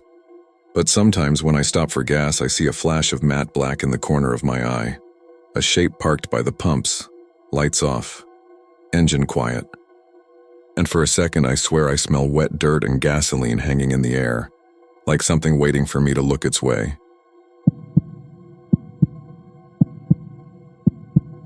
It was just after 9 when the rain started coming down again, the kind that drummed steady on the windshield but didn't quite wash the road clean. The wipers clicked back and forth as Mark pushed west along Highway 180, headlights catching nothing but the silver streaks of water and the black, endless stretch of Palo Pinto County night. He'd been on the road since Fort Worth, heading toward Mineral Wells, maybe farther if the weather held. But the world outside had gone empty. No taillights, no gas stations, not even a porch light. Just the sound of rain and the soft hum of the tires over wet asphalt. When he first saw the man, it was just a shape in the headlights. A figure standing on the shoulder, one hand raised slightly as if testing whether to wave. Mark eased off the gas. The man looked soaked through, denim jacket clinging to his shoulders, jeans dark and heavy from the rain. His boots shone wetly when he stepped toward the car. Mark cracked the window a few inches. "You heading west?" the man asked, his voice calm and low. "Yeah," Mark said. "You need a ride?" "Just up the road. There's an old ranch gate. You'll see it." Mark unlocked the door and the man climbed in without another word, water dripping off him and pooling on the rubber mat. Up close, he looked to be mid-30s, thin but not frail, his hair plastered to his forehead. He smelled faintly of wet dust and hay, the kind of scent you get from an abandoned barn. The man kept his hands folded in his lap and stared out the windshield. They rode in silence for a while. The only sounds were the tires hissing over the wet road and the rain softening against the roof. After a few minutes, Mark tried conversation. "You from around here?" "Used to be," the man said. His voice didn't carry much emotion, just quiet, steady. "Had a place near Lone Camp. My family kept some cattle out by the creek." Mark nodded. "Lone Camp. That's near the old river bend, right?" "Was," the man said, before it dried up. Something about the way he said it, flat, final, made Mark glance at him. The man was still staring forward, his face pale in the glow from the dash lights. His jeans and jacket were old, worn almost gray from the rain, the fabric frayed at the cuffs. Mark couldn't tell if it was the shadows or the dim light, but there was something off about his eyes. They didn't quite catch the light right, too dark like deep water. They drove on, the rain thinning to a mist. The road curved gently through open fields and patches of mesquite. Fences lined either side, some leaning, others fallen completely. It was country Mark knew. He'd been through it a dozen times before, but somehow tonight it looked different. The distance all wrong, the trees closer than they should have been. He rubbed his thumb against the steering wheel. "You said an old ranch gate?" "Yeah," the man murmured. "You'll see it, left side. Has a post with a horseshoe nailed into it." Mark squinted through the windshield. "That's still a few miles out." The man nodded slowly. "It used to be closer." The way he said it didn't make sense, but Mark didn't press.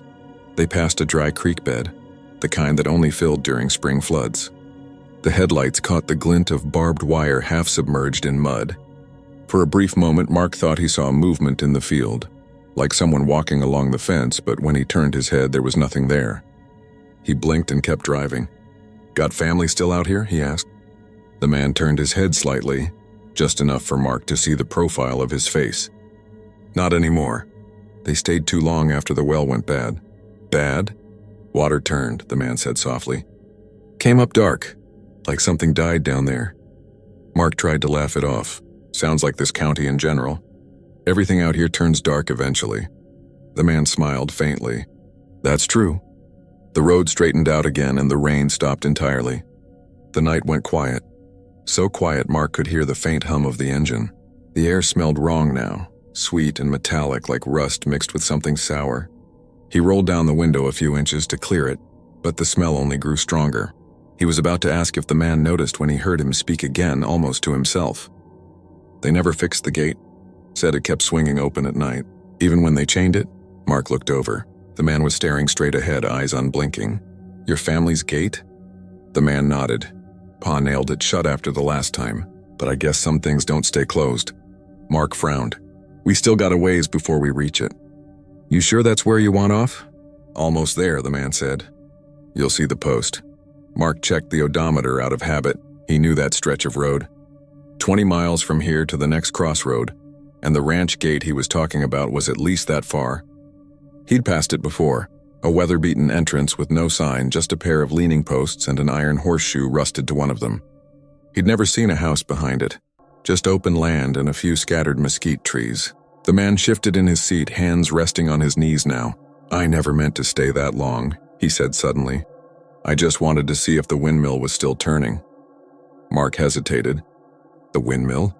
"By the creek. We used to hear it at night. Sometimes it would stop, even when there was wind. That's when Ma said to stay inside." "Why?" "She said something like to walk when it stopped." Mark swallowed. He didn't know what to say. The man turned his head and looked at him then, really looked at him. His face was pale, his lips almost colorless. "You ever see something move when it shouldn't? Like a shadow that's got a weight to it?" Mark forced a laugh. "Can't say I have." "You will," the man said softly, "if you drive this road long enough." Something about the tone made the hairs on Mark's arms lift. He tried to focus on the road, but his hands were starting to tremble. He could feel a chill coming from the passenger side, the kind that didn't feel like air conditioning. He reached down to turn up the heat, and when he looked back up, the man was gone. The passenger seat was empty. No sound, no door slam, no weight shifting, just gone. The puddle on the floor mat was still there, but the seat was dry, as if no one had been sitting there at all. Mark's stomach turned cold. He glanced in the rearview mirror. Nothing but the empty, rain-damp highway stretching behind him. He slowed the car, scanning the sides of the road. Maybe the man had slipped out, maybe he was walking again, but there was no one, not even a reflection of denim in the beam of his taillights. He put the car in park, stepped out, and the air hit him, cold, thick with that same metallic scent. The road was silent except for the faint creak of a fence in the wind. He looked around, heart hammering. The mist hung low, curling around the tires. Then, from somewhere in the field to his left, came the faint sound of metal squealing. It was distant but distinct, the slow groan of a windmill turning.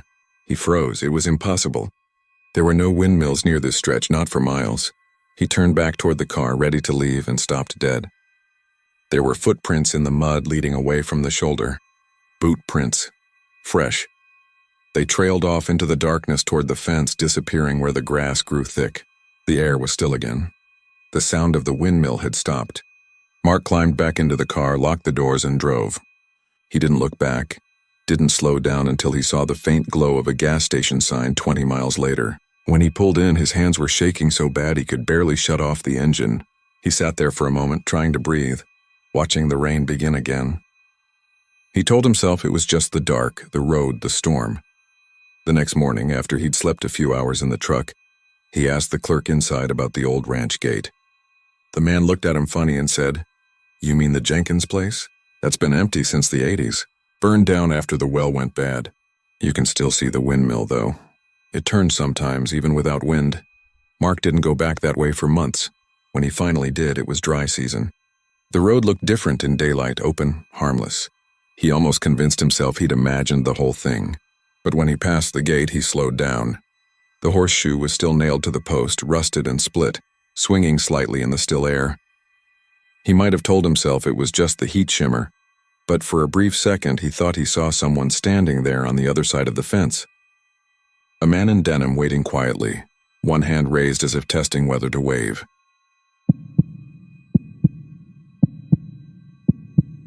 Highway 27 winds through Kendall County like an old scar, its edges lined with cedar and live oak, its shoulders pitted and uneven from years of rain and heat. Locals know it well, the way the fog clings to it after midnight, the smell of limestone dust and diesel from the passing trucks, the silence that settles once traffic fades. But there are nights when even the most familiar road feels wrong, when it seems to lead nowhere anyone wants to go. It's on those nights that people say they've seen her, the woman in the torn wedding dress. She first appeared after a thunderstorm in 1998, according to an old deputy who worked the night shift out of Bourne. He was driving home after checking a wreck near Comfort, when his headlights caught something white fluttering on the right side of the road. At first he thought it was a deer, or maybe a plastic bag caught in the brush. Then it moved.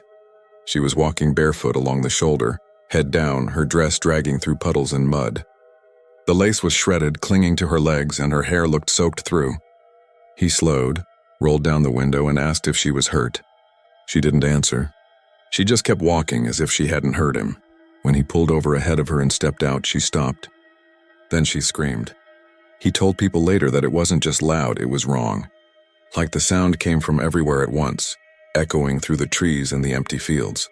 He dropped his flashlight, ran back to his cruiser, and drove off without looking in the rearview mirror. The next morning, the county sent someone to check the stretch where he'd seen her, but they found nothing except tire tracks and a patch of wet footprints that ended in the middle of the road. Over the years, more people saw her. A trucker heading toward Kerrville said she stepped right out of the fog, forcing him to slam on the brakes. She stood there, staring, her face half-shadowed by tangled hair. When he blinked, she was gone, but his mirrors caught movement behind the trailer, something white running after him. A newlywed couple saw her while driving home from Fredericksburg. The husband swore she smiled at them when they slowed down, but when he turned off the headlights, the scream came, loud and shrill, from the back seat, though no one was there. Locals call her the roadside bride. They've built stories around her, each one darker than the last. Some say she was a runaway bride whose car went off the bluff near the river crossing on the night of her wedding. Others say her groom left her standing at the altar, and she walked until her feet bled until she found a way to make someone else feel her pain. There's even a story about a hit and run on a rainy night in 1972. A bride killed before she ever reached the church. Her veil tangled in the brush until morning. Nobody knows for sure which version is true, but everyone agrees on one thing. She screams when the lights go out. I didn't believe any of it until I saw her myself last year.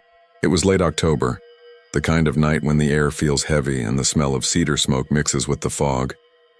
I'd been driving from Bandera back to Comfort after visiting a friend, taking the long way through the back roads to avoid traffic. The radio had faded to static somewhere near Center Point, and my phone had no signal. I remember passing the empty gas station at the edge of town and thinking how the world felt hollow out there, like the darkness had weight. Then I saw her. She was standing on the shoulder, turned slightly toward the ditch. My first thought was that someone had wrecked, maybe rolled into the grass. Her dress looked pale in the headlights, her arms hanging limp at her sides. I slowed down, rolled the window halfway, and called out. She didn't move. Her dress was filthy, mud, grass stains, torn seams hanging loose. I could see her bare shoulders shaking like she was crying. I pulled over about 10 feet ahead, turned on my hazards, and got out. The sound of gravel under my boots felt too loud. The air was still, thick the way it gets before a storm. When I reached the spot where she'd been, she was gone. I turned in a slow circle, scanning the roadside, the ditch, the fence line. Nothing. I thought maybe she'd walked into the trees, so I clicked my flashlight on and aimed it across the grass. That's when I saw footprints, bare, small, pressed deep into the mud. They led toward the tree line.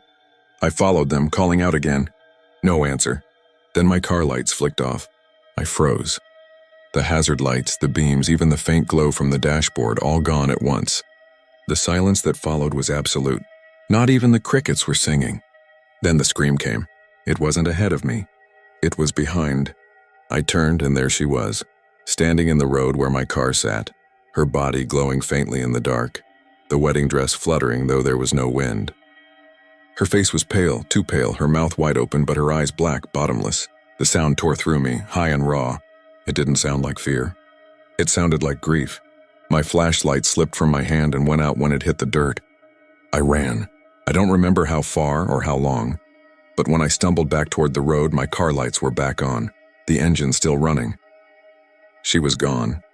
The only trace of her was a set of wet footprints leading away from the shoulder, across the asphalt, fading before they reached the other side. When I told the deputy in comfort what I'd seen, he didn't laugh. He just sighed and said, "You turned off your lights, didn't you?" I nodded. He looked down at his coffee and muttered, "They always do." He told me later that every report was the same. People saw her walking, offered help, pulled over or turned off their headlights to see her better. Then came the scream. Some heard it from behind them. Others swore it came from inside the car. One man claimed she grabbed the back of his seat and screamed into his ear before vanishing when he turned the dome light on. He wrecked his truck trying to get away. When troopers found him, his face was streaked with blood from his own fingernails. He'd clawed at his ears to stop the sound. The deputy showed me a photo once from an accident report he kept in a drawer. It was old, black and white, taken sometime in the early 70s. A car overturned in a ditch, the roof crushed in. The driver's side door was open, the seat empty. But in the passenger window, just barely visible, was a shape. White, veil-like, and wrong. He said the negatives were long gone, the record incomplete. No name listed for the bride, no groom on file. Just a date and a note that said, "Body missing." Now I avoid that stretch of Highway 27. If I have to take it, I make sure the lights stay on. I never slow for anyone. And if I ever see a figure in white again, I won't stop. Because she doesn't want help. She doesn't need it. She's still walking that road, barefoot and broken, waiting for the next driver to make the same mistake. To show her what it feels like when the world goes dark and the scream comes from behind.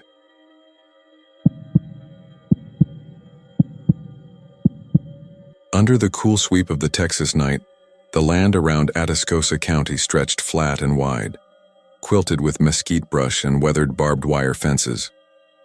The sky hung low and pale with starlight, the kind that made the world feel endless and small at once.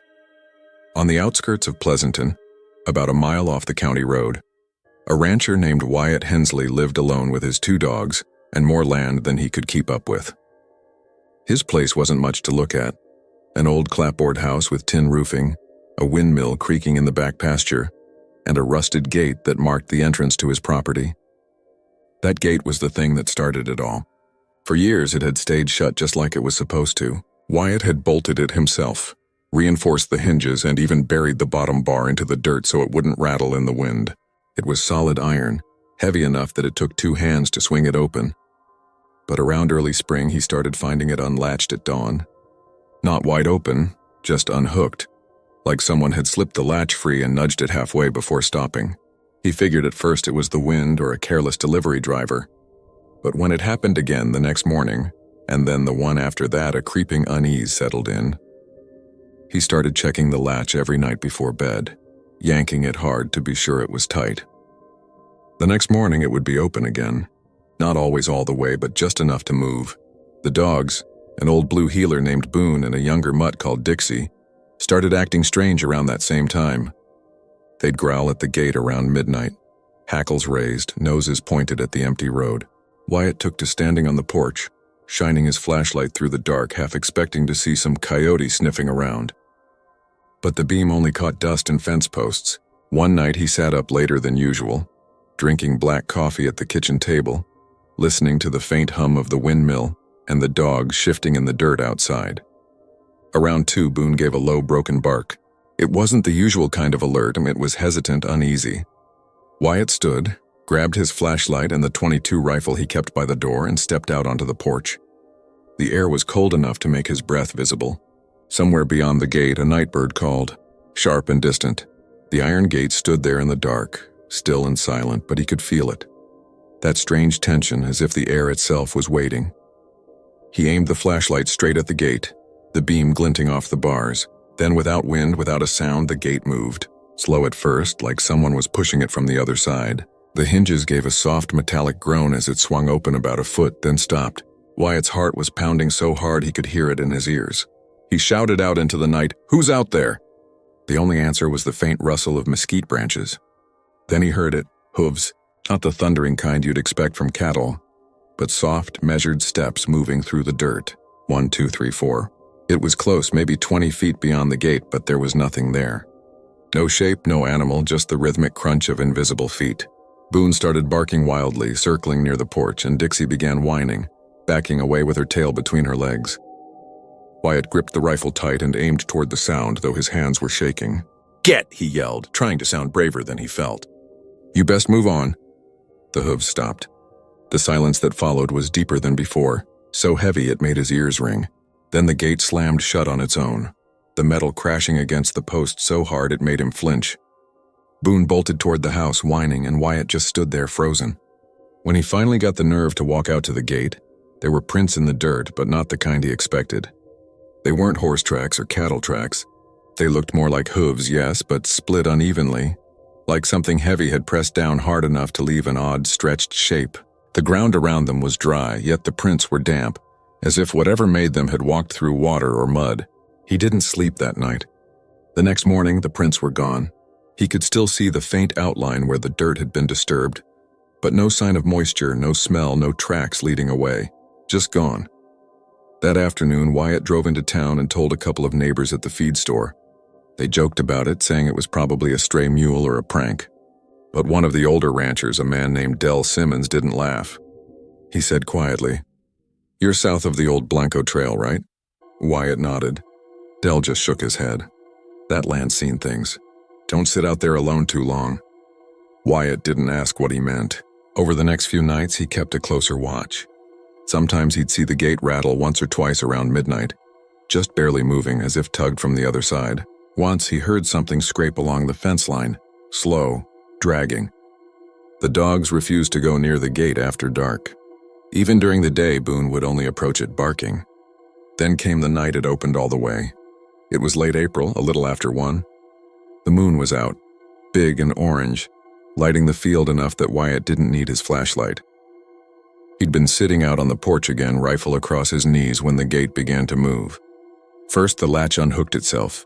He saw it with his own eyes, lifting and swinging down without a hand touching it. Then the gate swung open wide and stopped halfway into the road. Wyatt stood up slowly, his breath shallow. From somewhere beyond the fence line, that same hoofbeat rhythm began again, closer this time. He aimed toward the sound and called out, "I got a gun. You best say something if you're human." Nothing answered. The steps came closer until they were right in front of the open gate. The dogs were barking from under the porch, their voices cracking with fear. Wyatt's finger tightened on the trigger. Then the sound stopped. He couldn't explain why, but something told him to lower the gun. A stillness came over the air, the kind that makes the hair rise on your arms. And then he heard it, breathing. Not animal, not human exactly, but something between the two. Slow, heavy like air being drawn through a hollow chest. It came from the middle of the road, just beyond the open gate. Wyatt took a step forward, squinting hard. There was nothing visible, but the dirt shimmered faintly, disturbed by something unseen. The smell hit him then, damp earth and something sweet like rotting alfalfa. He whispered, "What are you?" And the sound seemed to answer him in kind, a low exhale almost forming words. He thought he heard his own name. The gate creaked again, moving slightly as if whatever was there brushed past it. Wyatt stumbled backward toward the porch. Boone barked once more before diving into the house. Then the sound of hooves started again, but this time they were inside the property, circling the yard, slow and deliberate. He could hear them moving behind the water trough near the barn, and then along the fence line. He fired a shot into the air and everything went silent. The next morning he found the gate wide open. There were prints again, The same split hoof marks leading from the gate toward the barn and stopping right at the edge of the windmill's shadow. That's where the ground was scorched black, not burned through but just enough to stain the dirt like something hot had stood there for a long time.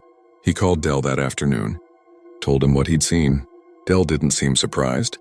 My granddad used to talk about something they called the Iron Rider, he said. They said he came down the trail after dark, looking for the herd he lost. Said the gates opened for him because they remember his hands. He died 100 years ago out there somewhere near your land. Got trampled driving cattle in a storm. Some say he never left. Wyatt didn't respond. That night, he chained the gate shut, padlocked it, even stacked old cinder blocks against it for good measure. But around dawn, Boone's barking woke him. He ran outside to find the gate wide open again, the padlock lying in the dirt like it had been melted. The cinder blocks were pushed aside and there were fresh prints leading into the road. After that, he stopped locking it altogether. He told himself there was no point in fighting it. Some nights he'd hear the gate move, slow and steady, the metal groaning in the dark. Then came the sound of hooves circling the property, never coming closer than the porch but always there until sunrise. Neighbors said Wyatt started changing after that. He stopped coming into town, stopped answering calls. A mail carrier found his dogs wandering near the highway one morning. When the sheriff came to check the ranch, the house was empty. The gate stood open. They searched the land for 3 days but never found him.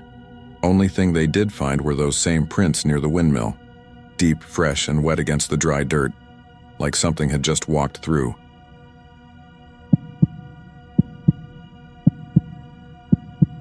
It started as a story people told in the feed stores and small-town bars around Wimberley and Driftwood, a sound that carried on the wind across the empty county roads at night, rising and falling like someone walking and whistling the same tune over and over.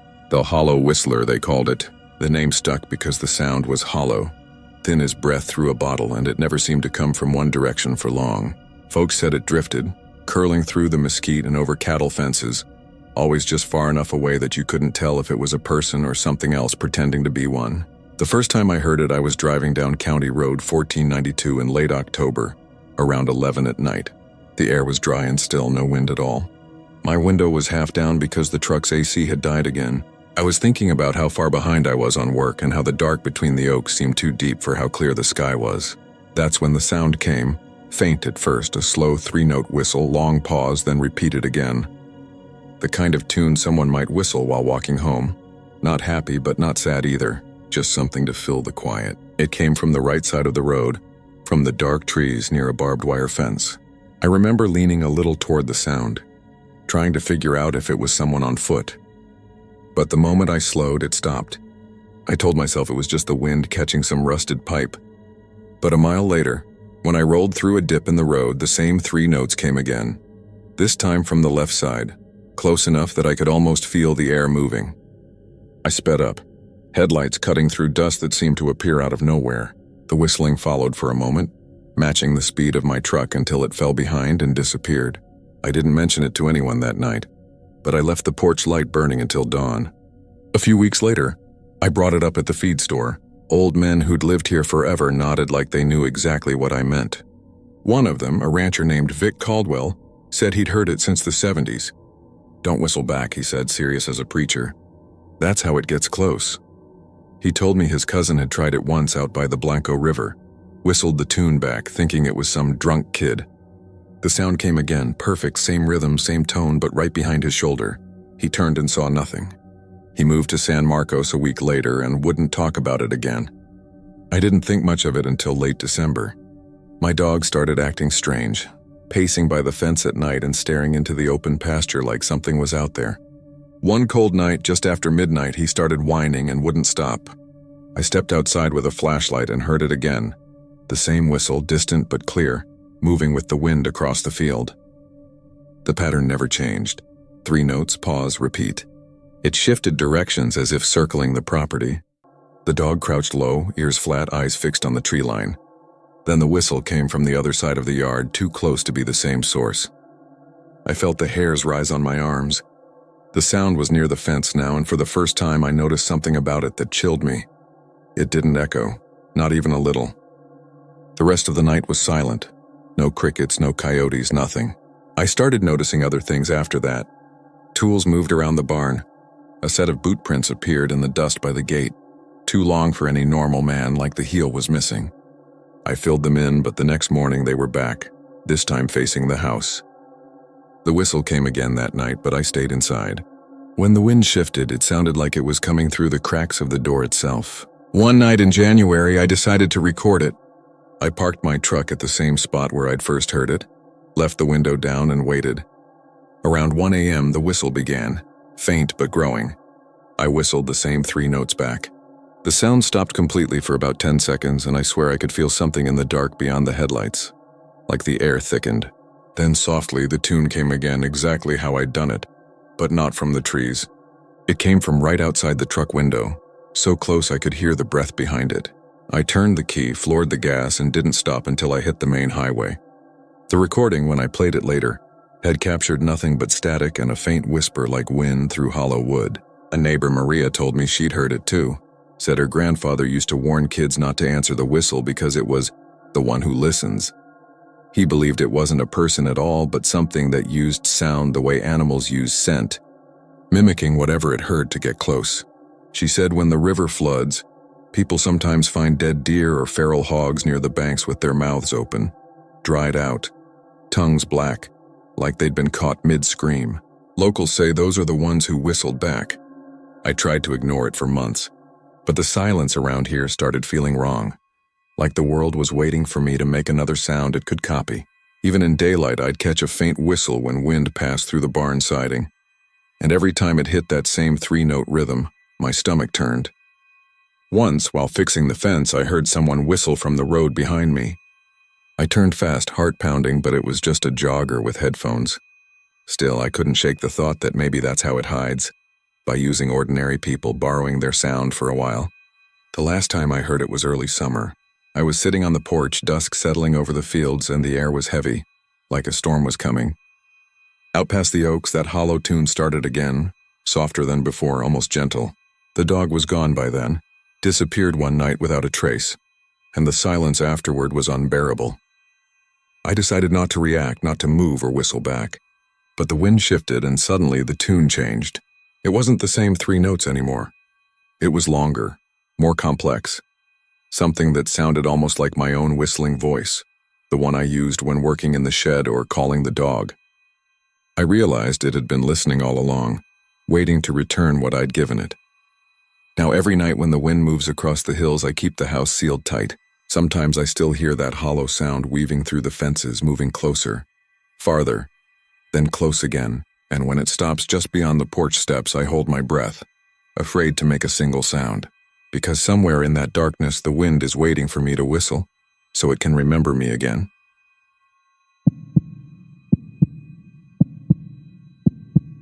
Under the yellow glow of a fading moon, 4 teenagers parked their truck on the cracked shoulder of an old ranch road that cut through the scrubland south of Floresville. The road had been closed for years, its bridge condemned after a flood washed out the support beams, but that didn't stop kids from sneaking down there to drink or take pictures. It was late, close to midnight, when they rolled to a stop near the rusted barricade. Dust drifted through the headlights, and the only sound was the ticking of the engine and the slow creak of the wind against the mesquite trees. Casey killed the lights but left the engine idling.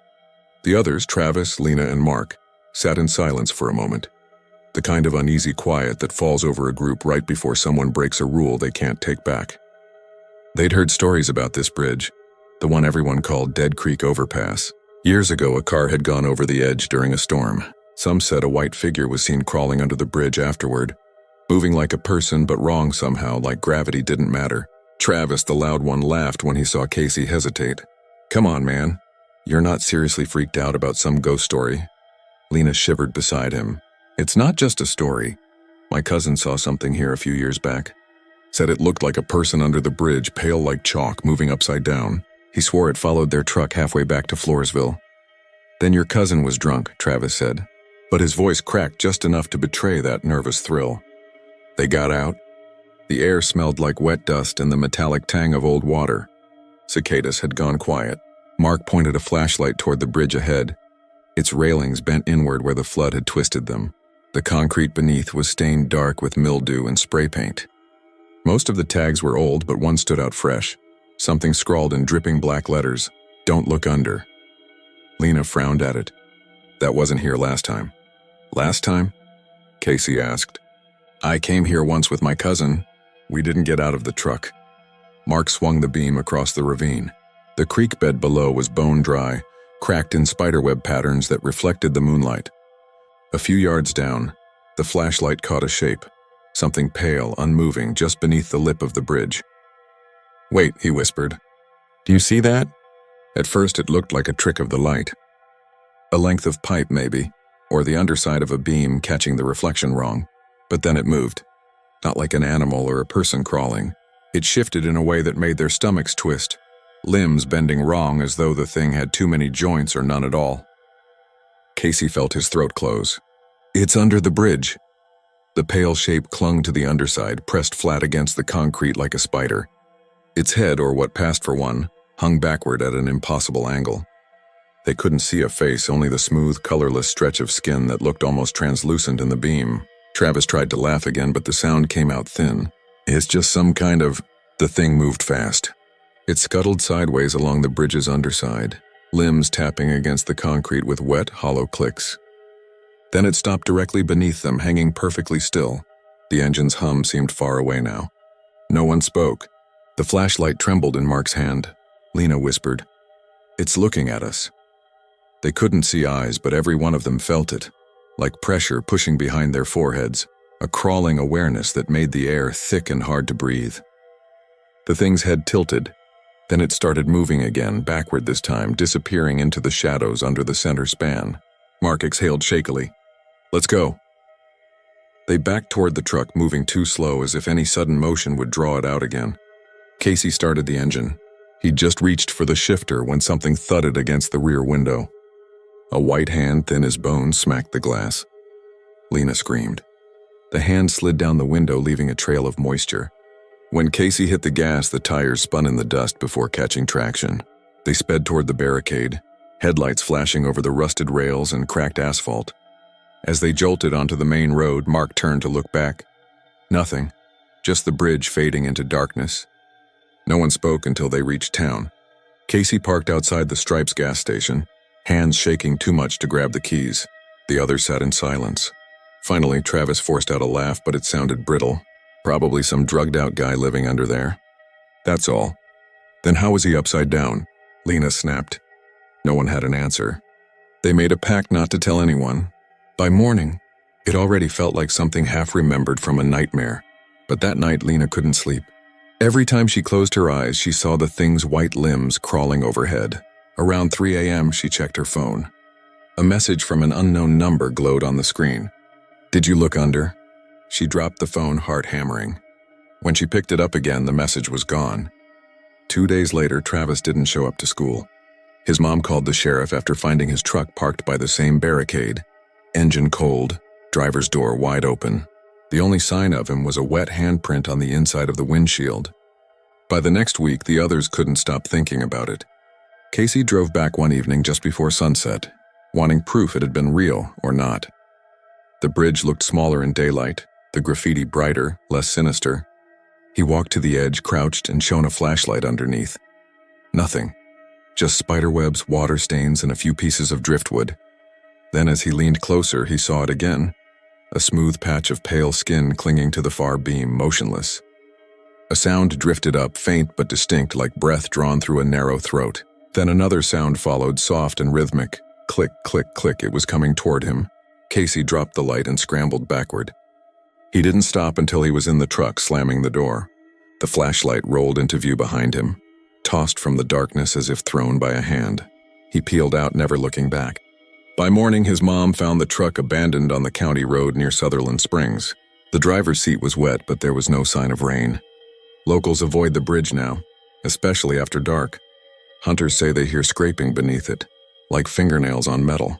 Some nights, if you shine a light under the overpass, you'll catch a glimpse of something pale hanging there, perfectly still, waiting. They say it never fell in the flood. They say it was already there, long before the road was built, clinging to the earth like it belongs upside down. And if you stand too close to the edge, you might hear it breathing, waiting for someone else to look under.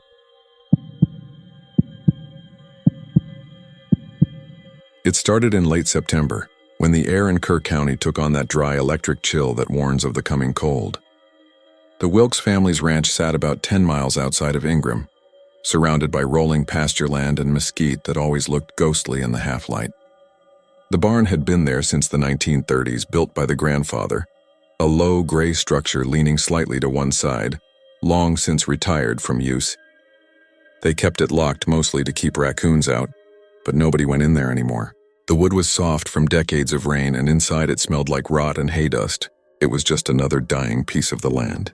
The first night they saw the light, Aaron Wilkes was out closing the chicken coop, while his wife Lena washed up inside. His youngest, Toby, was standing at the back door in his pajamas, waiting for his dad to come in. The boy pointed suddenly toward the barn. "Daddy, somebody's in there." Aaron looked, and sure enough, through the slats in the warped wood, a soft orange glow flickered once, then again, like a lantern being swung gently back and forth. He thought it was one of the older boys from the neighboring property, probably screwing around. He yelled out but got no answer. The light disappeared after a few seconds. He didn't think much more about it, not until it came back the next night, same time. By the third night, Lena had seen it too. She was pouring coffee at the kitchen window when the glow appeared again, shifting slow, steady, like someone pacing in a circle inside the barn. The dogs wouldn't go near that side of the yard anymore. Aaron grabbed his flashlight and his old Winchester, told her to stay inside, and walked down the gravel path. The closer he got, the quieter everything became. No crickets, no wind, not even the usual rustle of cattle out in the dark. He reached the big sliding door, chained and padlocked like always, and called out. The glow moved once more, brighter this time, right behind the boards. He kicked the lower door panel. The chain rattled but held. When he flashed his light around, there was nothing. No car lights, no footprints, just grass and dust. That night he barely slept. He sat by the window for hours, watching the barn, waiting for it to start again. The light didn't come back until almost dawn, faint this time, drifting along the outer wall like a flame searching for something. He could make out shadows moving with it, shifting shapes, sometimes tall, sometimes low, as if whatever carried that light wasn't walking but gliding. The next morning, Aaron took his oldest boy, Luke, and went to inspect the place in daylight. The padlock was intact. He used the bolt cutters anyway, slid the door open, and stepped inside. The air smelled like mold and oil. Dust motes hung in the sunlight. Nothing looked disturbed except for the feed room door at the back, which was nailed shut with old iron spikes. He ran his hand along it, felt deep grooves where someone had once clawed or scraped. In front of the door, the dirt floor showed several boot prints, large and old-looking, half-filled with pale powder. "Somebody been here," Luke said. Aaron nodded but said nothing. They left it nailed shut. That evening, Lena called her brother, a deputy in Junction, to ask if anyone had reported trespassers around the area. He said no, but advised Aaron to set up a trail cam if he thought someone was snooping. Aaron did that, mounted one on the fence post facing the barn. The next morning, the memory card was empty. Not blank, but wiped clean. Not even the timestamp. After that, things escalated. The horses began refusing to go near the corral closest to the barn. The cows would gather at the far end of the pasture, staring toward it, lowing softly through the night. One night, the family woke to the sound of boots clomping on the porch. Aaron grabbed the rifle, ran outside, found no one there, but every window reflected that same orange shimmer, like a lantern passing by just out of sight. He fired once into the field out of sheer panic. When the flash cleared, the glow behind the barn went out instantly. The next morning, they found the padlock hanging open. Aaron told Lena to take the kids into town for a few days. He said he'd handle it. She argued, but he insisted. He spent that entire afternoon sitting on the back porch watching that old barn. Nothing moved. Around midnight, when the moon rose behind the trees, he finally saw it again. The light moving in wide, slow arcs, brighter than before, like someone swinging the lantern deliberately to get his attention. He walked toward it, shotgun in one hand, flashlight in the other, feeling the dirt crunch under his boots. He could hear the chain tapping against the door even though there was no wind. When he reached the barn, the door was already open. Inside, the glow filled the place with a strange orange haze. In the middle of the dirt floor hung an old lantern, rusted and swaying, but there was no visible flame. It moved like it was caught by a slow, invisible hand. Beneath it were the same boot prints he'd seen before, now darker, Fresher. He followed them toward the feed room. The boards that sealed it were half pulled loose, nails bent outward as if forced from the inside. Something had been trying to come out. He hesitated, every instinct telling him to leave, but the lantern swung harder, its light pulsing faster like a heartbeat. He heard breathing then, low and steady from behind the door. "Who's in there?" he said, voice cracking. The breathing stopped. The lantern froze mid-swing. Then, a single word whispered from behind the wood, muffled but clear. "Aaron." He dropped the flashlight. It rolled and spun across the dirt, throwing light over the far wall. Every nail in the barn began to rattle. Dust poured from the rafters. The lantern fell to the ground but didn't break. It just kept glowing, steady and unburning. The boot prints in the dirt began to multiply, pressing down one by one, forming a path toward him. He backed up, raised the shotgun, shouted again. The feed room door burst open then, splinters flying, and something stepped through the dust. It wore no face that he could see, just a dark outline the shape of a man. Taller than the doorframe, its shoulders bent like it had been folded too long. The glow of the lantern reflected on it, but the light seemed to die against its surface, swallowed whole. Aaron fired both barrels. The sound was deafening, but when the smoke cleared, there was nothing there. Only the old board still trembling from the blast and the swinging lantern casting wild shadows. He ran. He didn't even grab the gun.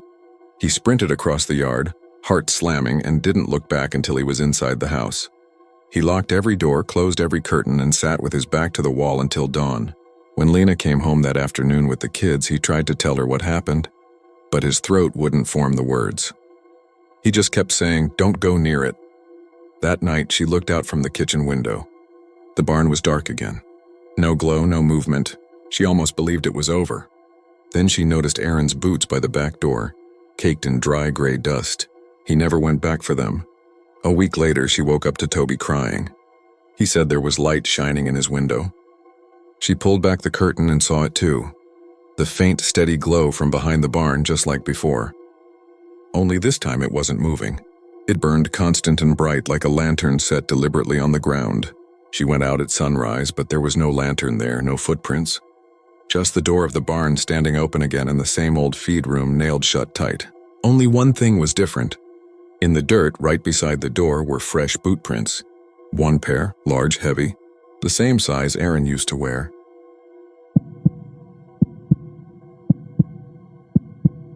I live a few miles out from Fredericksburg, past the peach stands and the winery signs and the billboards promising a miracle back brace at half price. My place sits on the red, busted edge of Gillespie County, where the road goes from smooth to patched and the mesquite pushes up in thorny islands along the fence line. It is not much to look at. A low limestone house my father laid up himself, a barn with a sunburnt roof, a stock tank that stays green through August if the well is strong, and the windmill that has been there longer than anyone remembers. The tower is old galvanized steel, bolted in an X of legs with steps like teeth. The head carries a weather vane cut in the shape of a fish, a joke from the man who sold it to us because he said we'd be catching water. When the wind is right, it spins easy. When it is wrong, it complains. When it is dead still, it looks like something waiting to breathe again. I kept that place after my wife passed. People say passed like a truck on the highway, as if you could watch it go and feel the pressure wash your shoulder. We were married 36 years. Her name was Ellen. She had a way of making a list in the morning and crossing every item off before supper, as if the act of writing was a promise. She liked to hang towels in the sun and said they smelled like the clean side of a cloud. The cancer took her slow and made me sit with every minute until the minutes stacked to a wall that could not be climbed. I learned to mend by necessity when she left. I learned to move quiet. I learned that a man alone hears more than he wants to.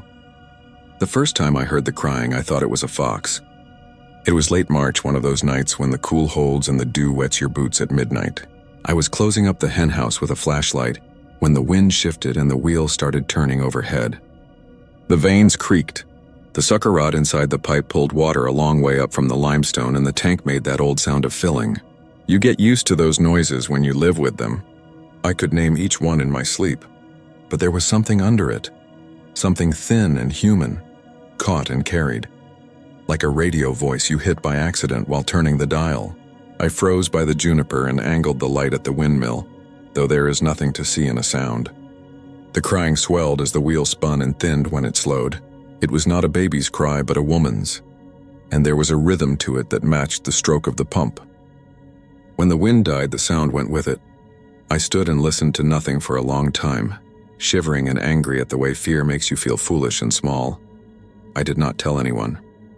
People talk in a town like ours, and it gets back to you in the feed store and the post office. Maybe if Ellen had been alive, I would have sat with her at the kitchen table and told her, and she would have said it was the coyote pack that nests in the creek bed, and I would have believed her. Instead, I told myself the same thing and took a beer out to the porch and watched the dark. It happened again 3 nights later, then twice more. Always when the wind came steady out of the south and the wheel clattered at a certain speed. I tried to make it something else. I oiled the head. I climbed halfway and checked the joint where the rod connects to the pitman arm. Everything tight, everything shining from the year before when I had rebuilt the gearbox. The crying would start thin as a thread and then take on a shape as the wheel settled in. And a man alone learns the contours of a sound the way he learns his own hands. There were words hiding in it. It took time to hear them, like you were listening through rain. Help me, that is what I heard. As if someone far off had cupped her hands and called across fields. Help me. On the 5th night, I told my neighbor Zachary, who runs goats and believes in hell whenever he has a beer. We stood by his fence line and watched the evening thunderhead light up over Willow City, and he laughed and said, the old German settlers had stories about windmills and women that wandered, and I should tie a red ribbon on the lowest rung and say the Lord's Prayer. He was not making fun. He meant it. There is a part of a man who will try anything when he has run out of tools. I tied the ribbon. I said the prayer. The wind blew sweet at midnight and the crying came. Again, and the ribbon trembled. Like a small heartbeat, and I found myself swearing. At the empty sky. The ring appeared on a Tuesday in April with the sun all white behind cloud. It had rained 2 inches in 2 days, and the fields drank and gave back that smell of caliche and grass that can make you hopeful against your better sense. The windmill turned slow and honest. I went out to check the tank and saw the light catch on one blade. Up high, on the outer edge where the vane bolts through, a small circle flashed as the wheel came around. I blinked and waited until it showed again. It was a ring, hooked clean on the bolt like someone had placed it there with care. I stared and felt something in me turn old. I am not a man prone to drama. I do not collect hauntings. I am no good at grief beyond what I can hold in my pocket. But this made the hair on my arms lift. I went back to the barn for the ladder and the harness and the sense to know that I was about to do something foolish. Climbing a windmill tower is different from climbing a roof or a tree. The metal has memory. It has heat or cold depending on the hour. Each rung has just enough bite to make you commit. I wore gloves and took it slow, testing as I went. Heart doing the drum beat it does when a man knows if he falls he will not get up. When I got to the head, I hooked in, waited for the wheel to face me, then stood on the highest plate and leaned out with my left hand. The ring came by and I caught it with my forefinger and thumb, and it slid free with a sound like a jar opening. I held it and the wind set the wheel turning again. And for the first time since this started, everything went quiet. The ring was gold with a thin line carved down the middle, the kind of band men wear when they think a plain band is not enough. There were 4 small dents on one side, as if it had been knocked against stone. Inside there were letters scratched by a hand, not machine. E&C, there was a date, June 12, 1988. I had the ring in my glove and the wind was a hand at my back, gentle at first and then a little stronger. And an old thought rose in me, a thing people say because it is what they say. The dead are not bothered by the wind. I slipped the ring into my pocket and climbed down and stood with my feet in the sticker grass, and I wanted Ellen and the kitchen light and the sound of her spoon against a coffee cup more than I have ever wanted anything. I stood like that for a long time, as if wanting were an act that could gather something back. I asked around in a way that sounded like I was asking about nothing at all. In town, I paid for nails and mentioned the name on the ring like it had come to me in a dream. E.C. The older women at the counter, the ones who see everything, hummed and said Emmeline had married Casey over toward Luckenbach that year. They had lasted 2 summers before he took a job in Midland, and she said she would rather die than live flat and brown. They had a fight, she left. That is the story for a lot of rings with carved initials and dates that land in drawers. You can tell a little about a marriage from how the dates age. If it goes green in a decade, they were not very careful. If it stays bright, they were gentle. There is no rule for a ring hung on a bolt 12 feet up the wind. I kept the ring in a dish on the kitchen table for a week, and the crying did not return.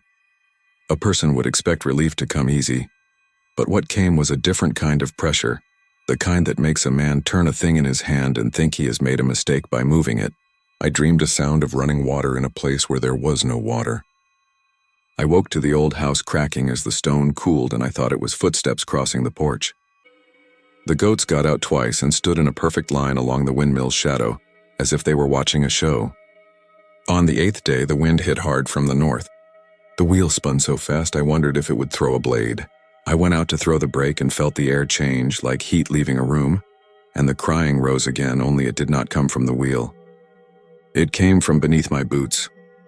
A windmill like mine sits over a drilled hole, cased with pipe, dropping down into a world of cold. The sucker rod works a cylinder way down that hole, and each pull lifts a swallow of water through a leather seal and into the pipe, up past rock and root, and the places where things grow with no light. The pipe empties at the top into a neck that spills into the tank. Where the pipe meets the head, there's a joint and a gasket and a place you can unbolt if you mean to change out the rod.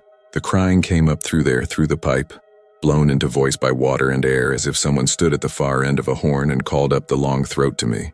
Help me. It was clearer now. It had the exhausted quality of someone who has said the same thing too many times. I threw the brake. The wheel fought and then stopped, and the sudden stillness made my ears ring. The crying fell with it, and I stood shaking and sick like you feel right before you vomit, when your body is deciding for you. I went to the house and got a flashlight and a length of rope and came back and set both on the stand and put my hand on the pipe where it met the head. It was cold and sweating. I unbolted the joint and wriggled it free, and a smell came up that did not belong to water. It was the smell of closets that have stayed closed too long. Not rot, not dead. The smell of kept breath. I bent and put my ear to that black mouth and heard nothing but a soft drip and my own pulse. I had a thought then that I could feed the rope down and see if it fetched anything.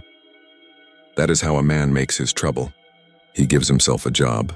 I tied a knot around the end of the rope and dropped it into the pipe and listened and counted the seconds until the knot met water. A hollow plink. The rope went slack. I pulled up and the knot was wet and a strand of something pale was caught in the twist.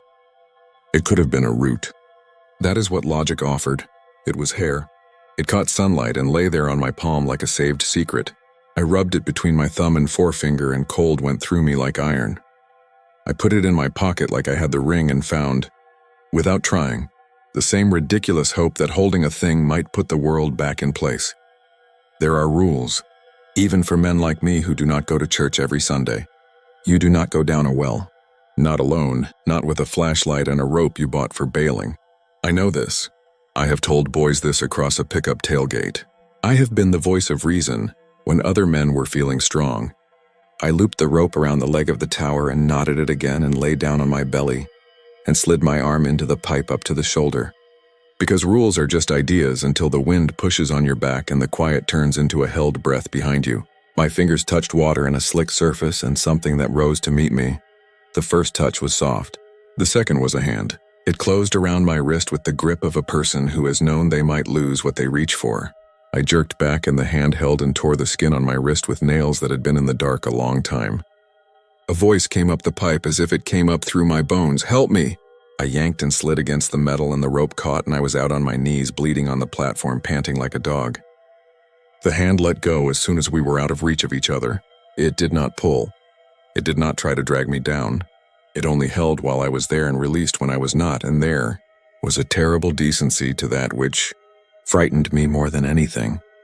I wrapped my wrist in a clean rag from the barn and walked circles until the sun was low. I told myself every lie a man tells to stay upright. Someone had dropped a ring down the well. Someone had tied fishing line to it and pulled it up with wind and time. The hair was a root. The hand was a held breath and my own frightened body misreading the cold. A person will arrange facts to make a shape he can live with. The crying rose again at dusk when the breeze came back. It had no patience left in it. Help me. I went inside and took the ring from the dish and held it at the table and could not bring myself to slip it on my finger. I thought of that inscription, the two letters that could be so many names and the date, and how all dates rot into the same dirt if you stick around long enough. The second night, I slept with the ring on the table and the rope coiled by the door and the flashlight on the chair like an animal that could keep watch. I dreamed of our wedding day, which had no windmill in it, only a courthouse and a lunch at a gas station where the ice in our drinks clicked like glass teeth. I dreamed a face I did not recognize, a woman with sunburned cheeks and a mouth that had learned to make do. She said nothing. She only turned her hand up so I could see the white circle where a ring had been. I woke with the gray light and the knowledge that I would climb again. It is not bravery that makes a man do a thing he should not. It is the wish to see the end of a thing. The not knowing is worse than the ghosts. I rigged a tripod with fence posts and pulleys like I had seen on an oil lease road, and backed the truck up and ran the hand winch I used to drag cedar stumps. I pulled the sucker rod and it came up inch by inch, water slick and heavy, until the cylinder rose like a bone. I set it aside and the pipe yawned without the heart of its work. I did not think long about what I was about to do because thought makes room for reason. I looped the rope under my armpits and tied off and eased my legs into the pipe and felt the cold climb my calves. The first step was a lie to myself that I would only look. The second was a confession that I had already chosen. Inside the pipe, the sound changes. The world, which is big and rude and full of men who think they know, becomes a throat that leads into a belly. The light on the headlamp strobed on water and rock. I went slowly, my back scraping the pipe, breath loud. 10 feet, 15. The pipe widened a hair at 20 and I could move my shoulders. The water was at my chest when the first whisper came, not from below but from the metal itself. Like the pipe had learned speech by listening to too many pleas. You came. It was not a question. It said it with the gratitude of a person who had been alone a long time. I tried to say, "Where are you?" and found the pipe took my words and gave me back nonsense. I kept moving and the rope slid against my ribs and brought the smell of hemp and iron. The water went to my neck. I held the headlamp above it, arm shaking, and the beam hit something pale at the edge of light. Fingers. They reached just enough to place the pads on the metal, as if they were testing the idea of touch. I stopped and the water stilled, and in that stillness I saw the set of a wrist and the rounding of a forearm and a shoulder and the dark hole of an eye. It was a face, but not a face like you see in a picture. It was a face like you remember from a dream when you have woken and the details retreat. A woman looked up at me. She was in the pipe with me, but not in the pipe like I was. The water went around her and did not cover her, and I could see the whisper of hair moving like eelgrass. The ring on the kitchen table grew heavy in my mind, and I knew it had been hers. Not because I had proof, but because knowing came down the pipe like the cold. She lifted her left hand and I saw the small pale scar where a ring had worn a groove. She moved those fingers the distance that would take them to mine and stopped. I lowered my hand. We were close without touching. "You came," she said again, and the gratitude in it hurt. I tried to ask her how long. The pipe made it a groan. She blinked and I felt the movement like a ripple against my mouth. She looked past me, up the long mouth of the pipe toward the sun, and her expression changed. It is hard to describe how it changed. A person can make 1,000 faces. What I saw was the memory of a face she might have made when someone she loved came through a door. She opened her mouth and the pipe around us became a single long ear. "He pushed me," she said, and the words came through different, as if they had been stored and were being played back. I saw a staircase of metal like the one I had climbed. I saw a man's hands, clean and wide and surprised by what they were doing. I saw a ring taken off and thrown and a woman's palm flash inward to catch it and miss by a half inch. I saw the wheel above like a coin turning and the sick small math of weight and gravity, and the white circle of sky going away. "The well took me," she said, without anger. "The well kept me," she said, as if that were a thing to be fair about. "I waited," she said, and the waited went on as if it had its own echo. I said I would pull her. I said it as if saying made a bridge, and that is what men say when they are drowning too. She tilted her head and I saw pity move across that dream face. "You cannot pull me," she said, "not the way you think." She nodded at the rope. And in that nod I saw myself on the platform with the sun in my eyes and the empty house behind me, and the field of peach trees that belonged to no one anymore, and the wind moving like a creature you cannot see. "The crying you hear," she said, "it is the wheel making room for breath. It is not mine alone. There are many who learned the language of metal. The well is a throat. It talks when the wind comes right." She touched her wrist and I saw the 4 dents on the ring at the same place. "He would not leave," she said, and I understood she was not talking about the man who pushed her. She was talking about me.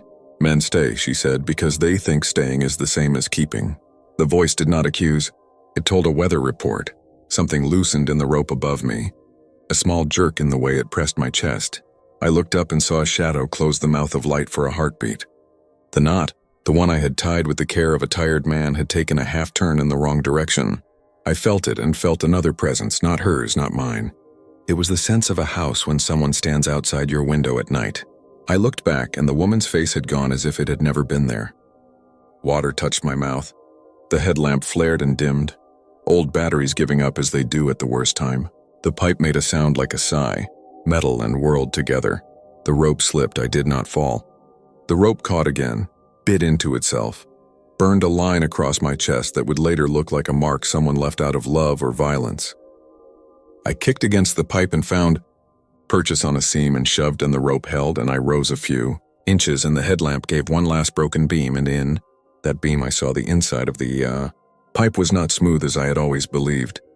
It was scored with marks, shallow and repeated, like the hatchings a child makes when he cannot stop drawing the same line. I ran my fingers over them. They were letters.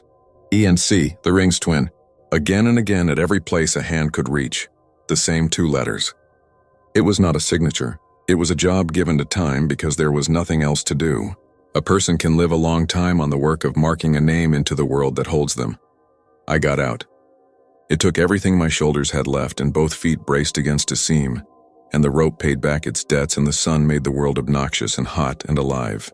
I lay on the platform with my face pressed to the steel and laughed once and heard how the sound went down into the hole and came back as something that did not belong to me. I backed down the ladder rung by rung. When I hit dirt, my legs failed, and I sat and leaned my head against the leg of the tower and watched the wheel stand still. The wind had died. The ribbon I had tied in a fool hope the week before hung limp. I put the ring back that evening. That will not make sense to everyone. It did not make perfect sense to me. I climbed with the carefulness I had learned and set it on the bolt where it had been and tightened the nut a quarter turn so it would not fly. When the wheel started with the night breeze, the crying came back, but softer now. Not the pleading that had chased me around the house for a month, but a voice I could stand to hear. It did not thank me. It did not ask again. It said the same word it had said before with a different meaning. Help. Not as a request, but as a description of a thing we do because there is nothing else, and in the doing, we make a small bridge between the living and the held. There was a knock at my door the next morning. It was Zachary with a 6-pack and a story that one of his does had kidded twins the color of clouds, and he thought we should see them pretend to know how to stand. We watched the goats in the bright and said almost nothing. When he left, he stood at the gate and squinted at the windmill and said it looked right. I said it did. He asked if the crying had quit. I said it had changed. He looked like he wanted to ask how a crying can change, and then he did not, because men know the shape of a thing another man can carry. I sleep different now. That is the truth. Sometimes I wake in the dark with the taste of cold water in my mouth, and it feels like a kiss from a place where there is no air. The kitchen looks the same. The chair is the same chair where Ellen sat and wrote her lists. The wind that comes across our hill in the hours before dawn goes through the head of the windmill and turns that wheel with a steady dignity. If the crying comes, I stand on the porch and listen without trying to hide from it. I hear a woman who learned to carve letters into pipe to remember herself. I hear others layered under her like rings in a tree. I hear the lilt of the German women who came, here in wagons, and the breath of the girls who went missing, on gravel roads, and the sighs of the wives who sat in trucks at the edge of fields while their husbands took one drink too many and stepped into the nothing between light and dark. I hear a man too sometimes, and when I do, I know that the well holds more than one story, and not all of them belong to the pushed. 2 weeks after I put the ring back, I found a second thing hooked on the wheel, a ribbon of blue cloth, faded and stiff. I did not climb for it. I let it stay, and the wind made it talk in a language I have not learned. I mended fence. I watered the trees. I kept the tank full. I spoke out loud to Ellen sometimes and did not mind if I was seen. My wrist healed, leaving 4 pale scars that sit where someone once might have rested their fingers. When the wind shifts from the south and the fishtail points at the peaches, the crying gets louder, and sometimes my name is in it. Not all the time. Enough that I hear it without shouting. The first few times it made me flinch in the way you flinch when you find yourself in a photograph. you did not know someone had taken. Now I take it for what it is. A voice calling up the throat of this place to a man who lives alone and knows the worth of water and wind. People will come by and ask me if I am going to replace the windmill with a submersible pump and an electric switch. They say it would be easier. They say it would be quiet. They say I have earned my rest. I nod and say thank you, and I look at the tower and the wheel and the ring flashing sometimes like a small sun. And I think about the kind of quiet that lets the world forget you, and the kind that holds your name and says it back when the breeze is right.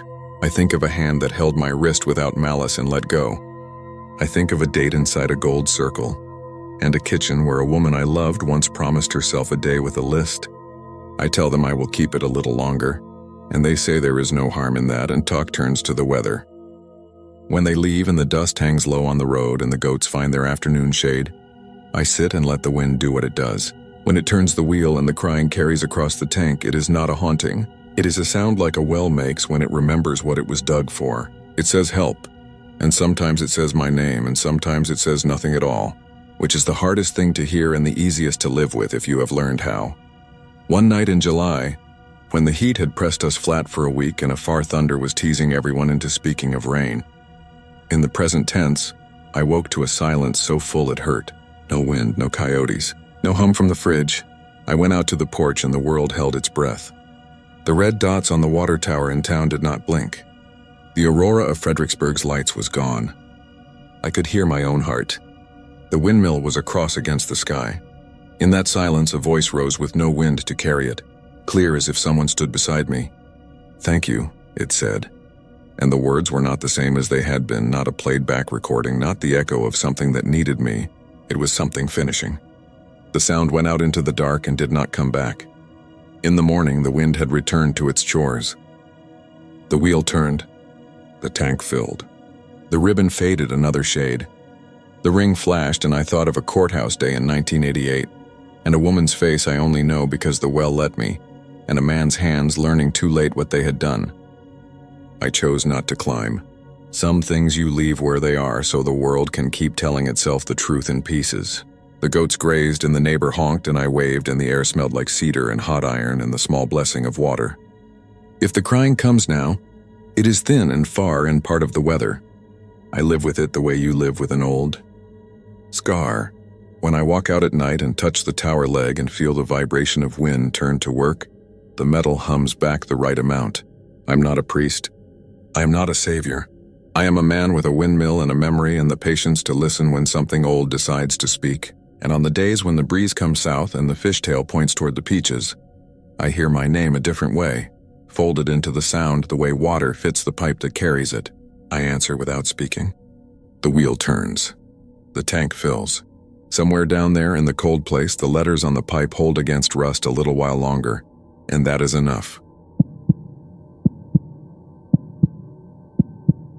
I was late to the back dock in Bastrop because the I-35 accident at Buda turned the highway into a string of taillights, and my dispatch map pushed me east on roads that never should have carried a refrigerated van.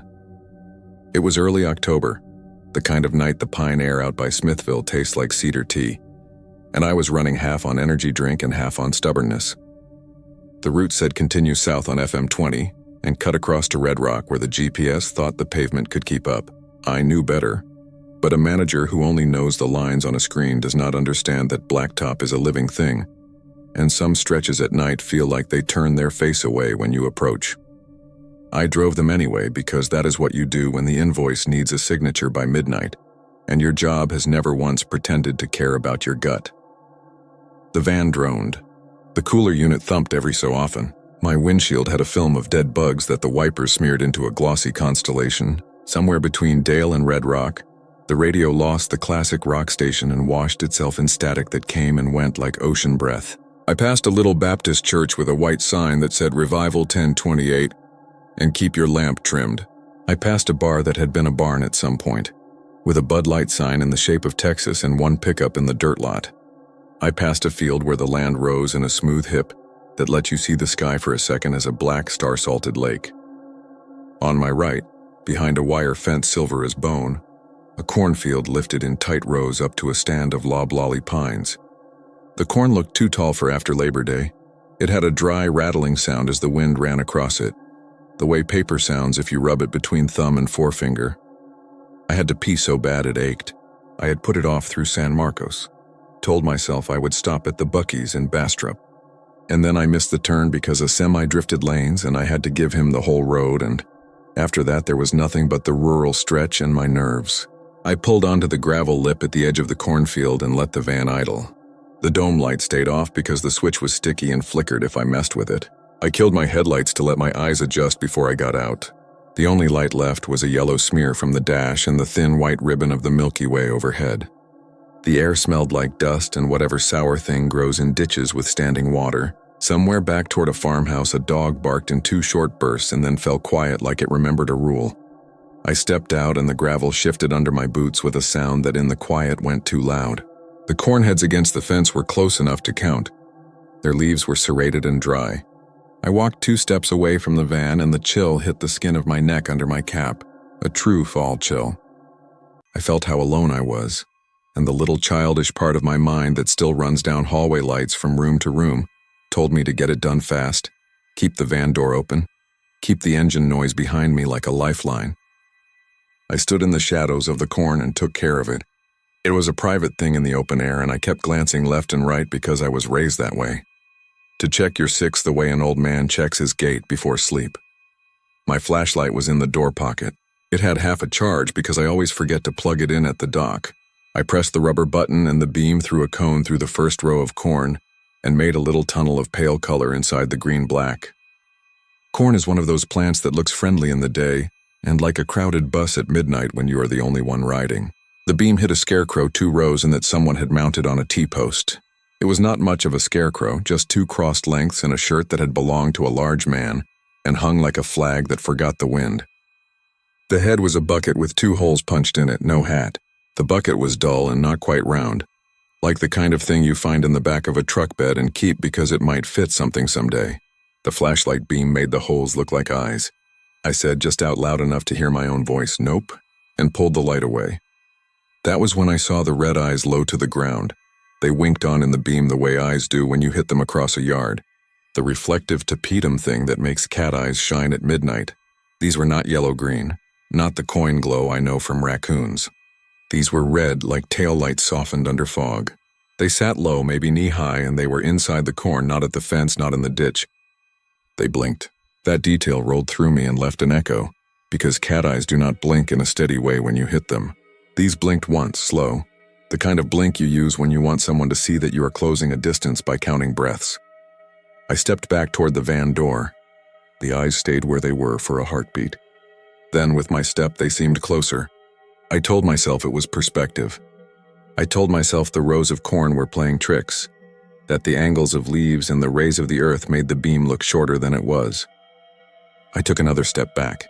The eyes came on again, nearer, maybe the width of the hood nearer, and then the stalks around them shifted with the soft, dry clatter that corn makes when a hand pushes it aside. I felt the skin on my forearms ripple with the kind of goose flesh that feels like ants. When I took a step toward the eyes went still. They did not retreat. They did not advance. They stayed at that low place, level as a carpenter's bubble. I took one more step toward them and the corn around the eyes quieted, each leaf laying back into its old position with a sound like paper folding. I stood there with the engine sound behind me and my boots on weeds and gravel and the flashlight heavy in my palm, and realized I had made a small bargain without meaning to. If I approached, nothing happened. If I retreated, the eyes got closer. I felt like a kid with a mean dog that would not cross a chalk line until you turned. And then you could feel its breath at your calf. "Hey," I said, like you would say to a dog to show you are not afraid when you are. "Hey now." The eyes blinked. The blink did not look like a lid coming down from above. It looked like a shutter closing sideways and pulling a red line thin as a thread before it opened again. I am not a man to make a big deal out of details past midnight. But there was something about that sideways movement that turned the space in my chest empty for a second, as if I had breathed out too much and my lungs had forgotten. The second part of the job, I reached into the van without taking my eyes off the corn and set the flashlight on the seat pointed at the eyes so the beam would hold its place if my hand shook. I got in, put one knee on the seat, found the door pull with my fingers and paused. It felt wrong to close the door. I could not have told you why. The van cab felt like a thin box. and closing it seemed like the kind of move you make in a nightmare right before the thing is suddenly inside with you. The rules of space warped by fear. The engine idled a steady 4 count. The eyes blinked one more time, slow. I took one deep breath and pulled the door shut. The sound of the door closing was so sudden in the quiet that it made the small muscles along my spine jump. I put the van into drive, then paused again. I had cargo in the back that would slide hard if I jerked forward. I told myself to be calm, to be a man running a route in Texas, not a kid in a story about campfires. As I pressed the gas, the van rolled. The flashlight beam wobbled and bounced up the corn and then lowered, and in the moment it lowered, the eyes came forward the way a fish comes up to a dock light. The corn thrashed softly. The beam touched something that was not leaf and not dirt. It was pale and textured, like a hand that had been in dishwater too long, and then it was gone. The van pulled out onto the road and the gravel whooshed under the tires and the engine sound rose. And in my side mirror I saw nothing but the geometry of my own lights on the fence wire. On the highway back toward Bastrop, I watched the rearview mirror as if it could tell me the whole story. The static on the radio came and went again, and then a fragment of a song about an Amarillo sky fit itself between the fizz, and I turned the volume down until the only thing left was the hum of my own words in my head. The way you talk to yourself when you have made a mistake and are working out how big it was. I drove past a feed store lit up like a stage, past a closed tire shop with white letters on the windows, past the stand of pines that survived the big burn years ago with black scars at their ankles. I told myself it was a bobcat or a hog. I told myself it was some farm kid with a laser pointer, though the beam would have showed in the air if it had been strong enough to make that red. I told myself I had to pee again, just to give my mind a reason to speed up and get back to the logbook. At the dock, the manager signed the invoice with a bored flourish and said I looked like I had run a mile. He invited me to stay and load for the morning run, a joke we made when we looked half dead. I told him I needed to put fuel in the van and left him whistling that song from the Amarillo fragment, like he wanted to pull it whole out of the static. When I got home to the apartment behind the HEB on Highway 71, the parking lot was lit and empty in the way only middle-of-the-night places can be. A moth hit the security light and fluttered like a piece of ash. I killed the engine and looked at the back of the van as if I were going to see something under the liftgate. I stood there with the keys in my hand until the night put a pressure on my skin and made me move. Inside, the refrigerator hummed and the AC came on with a throat clearing in the vents and the clock on the stove glowed blue. I went to the sink and splashed water on my face and my hands shook when I put the glass down. When I looked down at my knuckles, I saw a smear of something a shade darker than mud. It smelled like fertilizer and the way a greenhouse smells when the sun is new after rain. There was something else underneath that smell, a thin metallic note like the inside of a battery. I changed shirts. I told myself sleep would file it down to the size it deserved. In bed, I heard the highway more than I ever do, the whine of late trucks and the low thunder of someone running with a loud exhaust. Sometime before morning, I dreamed that I was a kid in a corn maze at a county fair, and every time I turned the right way and moved toward the exit, the walls knit themselves closer, and red reflectors on the staff posts blinked, and then I woke with my body squeezed tight as a fist and sweat in the lines of my palms. On my next run back out that way, the day had warmed up and the sky looked like a bright sheet that had not been ironed smooth. My nerves settled with the sun on my arm through the open window. I told myself I would pass that stretch and not look. You know how that goes. When something scares you, your eyes look for it the way your tongue finds a cut sightless. As I rolled by the field, I let my gaze slide along the fence to where I had pulled off. There were tire marks, mine and others too. The fence wire was scuffed where a post had been replaced, the wood bright. The scarecrow was still there, shirt moving in the faint wind. The bucket head had a fresh dent I did not think had been there, and there on the gravel lip next to where my door would have opened were 2 small piles of corn silk, fine as hair and stuck together with something that had dried. I told myself somebody had shucked corn there or dumped trash. I accelerated. At the gas station in Red Rock, the woman behind the counter with a long braid and a forearm tattoo of a sunflower rang me up and watched me longer than customers like to be watched. When she handed me the change, she said, without irony or fishing for a reaction, "You still running down 20 after dark?" It was not quite a question. I said I was. She nodded slow and said, "If you stop along the fields and you see something, the worst thing you can do is turn your back and walk away polite." She said it to the register. to the exact space between us where the little plastic sign asked me if I wanted to buy a lotto ticket. I said I did not plan to stop. She said that was smart. Then she smiled like we had not talked about anything heavy at all and asked if I wanted a sack. I should have asked her what she meant. I should have asked if there was a story everyone around there told and if I should learn the shape of it, so I could hold it in my mouth and see where my night fit inside it. I did not ask. Men like me do not like to admit that we are only new to a place and its rules. I told myself I had been tired, that my eyes had played the kind of tricks that eyes play on a long, flat road. The country around Bastrop looks simple when you drive it. Pines, then oak, then pasture, then a field, then the low brown arc of the river. You think everything there is visible if you look straight. You forget how much grows up close, how much happens in the margins. That night, dispatch put me back on the run. The same stores, the same dock times. I hit the Buc-ee's on purpose and used the bathroom and got a cup of coffee that could have cleaned battery terminals. I told myself this was how you solve it.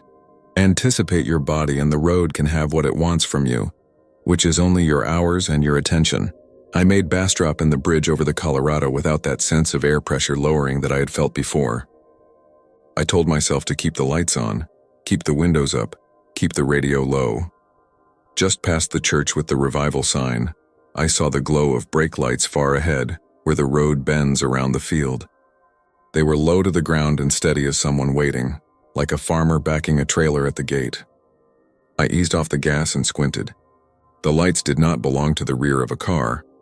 They were set too close and too small and too far apart to be taillights. In the time it took to work that out, they blinked. Not a flicker because a foot nudged a brake pedal, a blink slow and full, the sleepy signal of something deciding a course. The van rolled forward of its own weight with my foot off the gas. I set both hands on the wheel and reminded myself to breathe. When the beams from my headlights reached the fence line, the lights were gone and the corn in the first row bent as if a man had pushed it aside with his shoulder. I did not stop. I told the road flat out that I would not. The part of me that is not words knew what that would cost. If the country wanted something from me and I would not give it where it stood, it would come find me where I lived with the thin walls and the blue stove clock and the moths under the light. I checked my mirrors like a man counting the money in his pocket when he leaves a bar. When I got home, the hallway in my building smelled like laundry soap and something else I did not like. Sweet and green like cut grass left in a closed shed.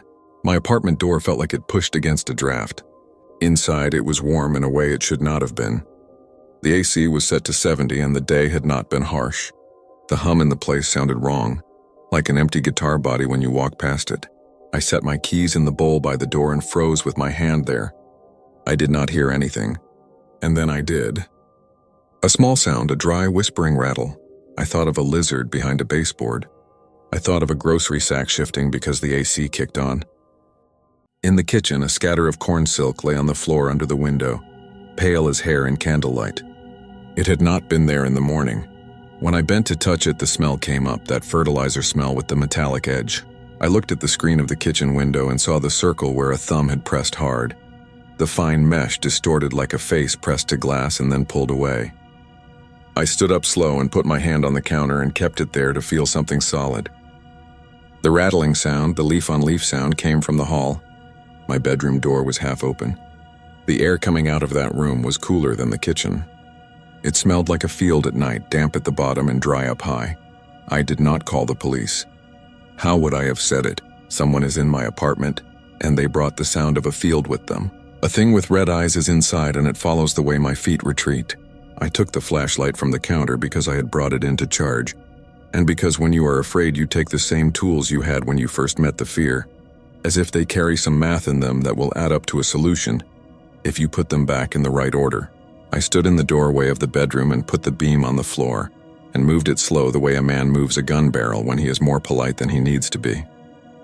The beam found the edge of the bed, the legs of the dresser, the corner where the baseboards do not quite meet and you can see the old paint. It found nothing.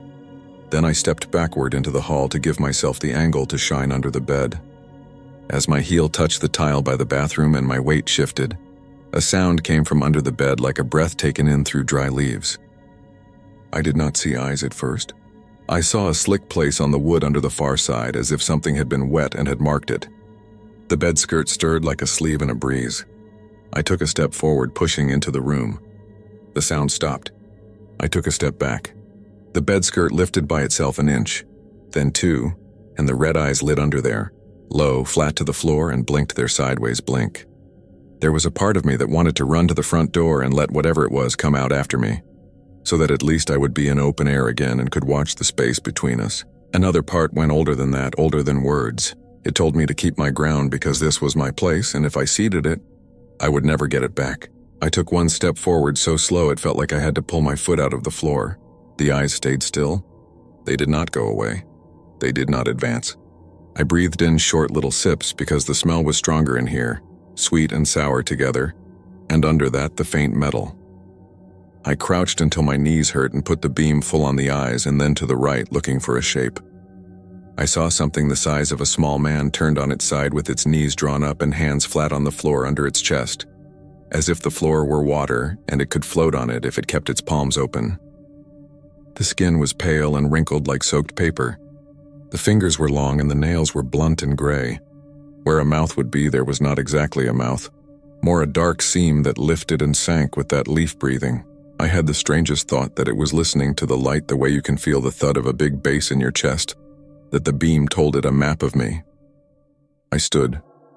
When my weight shifted back, the eyes slid closer to the bed's edge with the softest sound, as if it did not drag across the floor so much as rearrange the space it was in. When I put my foot forward again, the eyes stilled and the hands flattened harder. I thought of the gas station woman with the sunflower tattoo telling me the worst thing you can do is turn your back and walk away polite. I thought of the scarecrow with its bucket head and how someone had cut those holes the size of eyes and left the rest to rust.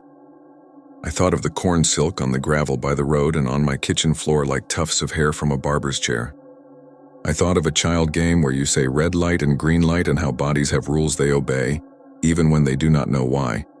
You want to know how the story ends. You want to know if I called someone, or if I fought it, or if the red eyes blinked again, and then turned off like a circuit and I was alone with my breathing and the hum of the AC. I am telling you that none of those endings are true enough to hold. I did not call. I did not kick under the bed. I did not run. I stood there until the muscles in my back shook and my hands hurt from holding the flashlight and the beam wobbled off the eyes and on again like the second hand of a watch ticking in a slow room. When the beam wobbled off, the eyes slid closer. When it found them again, they were still. The math was as simple as that and as terrible. I realized then that it had never been about the field or the van or the dark thing under the bed. It had been about me and the way I move through a place when I'm afraid, forward or back, toward or away. There are creatures in this world, men or not men, that live on that motion alone. Dawn came pale around the edges of the blinds, and the sound under the bed softened until it was only the hum of the building again. I did not so much fall asleep as my body took a truce it had not earned. When I woke, the room smelled like my laundry again. The corn silk in the kitchen was still there. Under the bed was dust and a button from a shirt I had not missed and a coin that had tarnished green. No wet mark on the floor. No warped bed skirt. I took a shower that ran too hot and stood there until my skin felt new. At work, I stared at the dispatch sheet for a long time, and when the manager said, "Are you good?" I said, "Fine." And he did not look like he believed me, but he signed the form anyway because the trucks have to go. Sometimes now, when I drive as the sun goes down and the fields darken on either side and the pines take on their evening weight, I can feel it in my back the way weather is felt in a healed bone. The red lights in the mirror. The rules of motion. If I stop along those roads, I keep my eyes on the corn and I do not back away. I go forward into the rows a step or two, enough to make the leaves touch my jacket, and then I come back not with fear but with insistence, as if I am telling the ground a boundary it already knows. At home, I keep the windows latched even when the evening would feel good on my face. You will say that is no way to live. You will say leave Bastrop County. Go find a city where the lights wash out the night and the only red eyes you see belong to brake lights and the reflection on a rain-wet street. I have thought about it. I have looked at a map and traced with my finger from the Colorado River east to the Pine Belt and on to Louisiana, and then up where the names of the roads forget to have numbers. But I know it would not change. The thing was not the cornfield. The thing was the part of me that turned its back and tried to make distance the way you do with a snake. When you think it will respect your space, it never will. It will take exactly what you give it in the second you give in. Some nights the kitchen smells faintly like the inside of a shed again, and I find a small drift of something pale near the baseboard, as if the air could deposit corn silk the way it brings dust. Some nights when I wake around 3 and the building is so quiet I can hear the ice maker across the wall in the neighbor's place. There is a sound from under the bed like a hand smoothing a sheet. I do not get out of bed and run to the light. I roll toward the edge and put my palm down flat on the wood and keep it there until my heartbeat evens. I do not know if something under there puts its palm up to mine. I do not look. I move forward into the fear and then I come back slow. The whole of Bastrop County holds its breath outside the window, and the pines are black cutouts and the old fire scars under them glow in my memory like coals that do not die. I breathe and count, and when the dawn comes weak and gray, it looks like corn silk in a beam. And I tell myself that tonight I will take a different route and that I will not pull off. And we both know that I will lie to myself until I do not.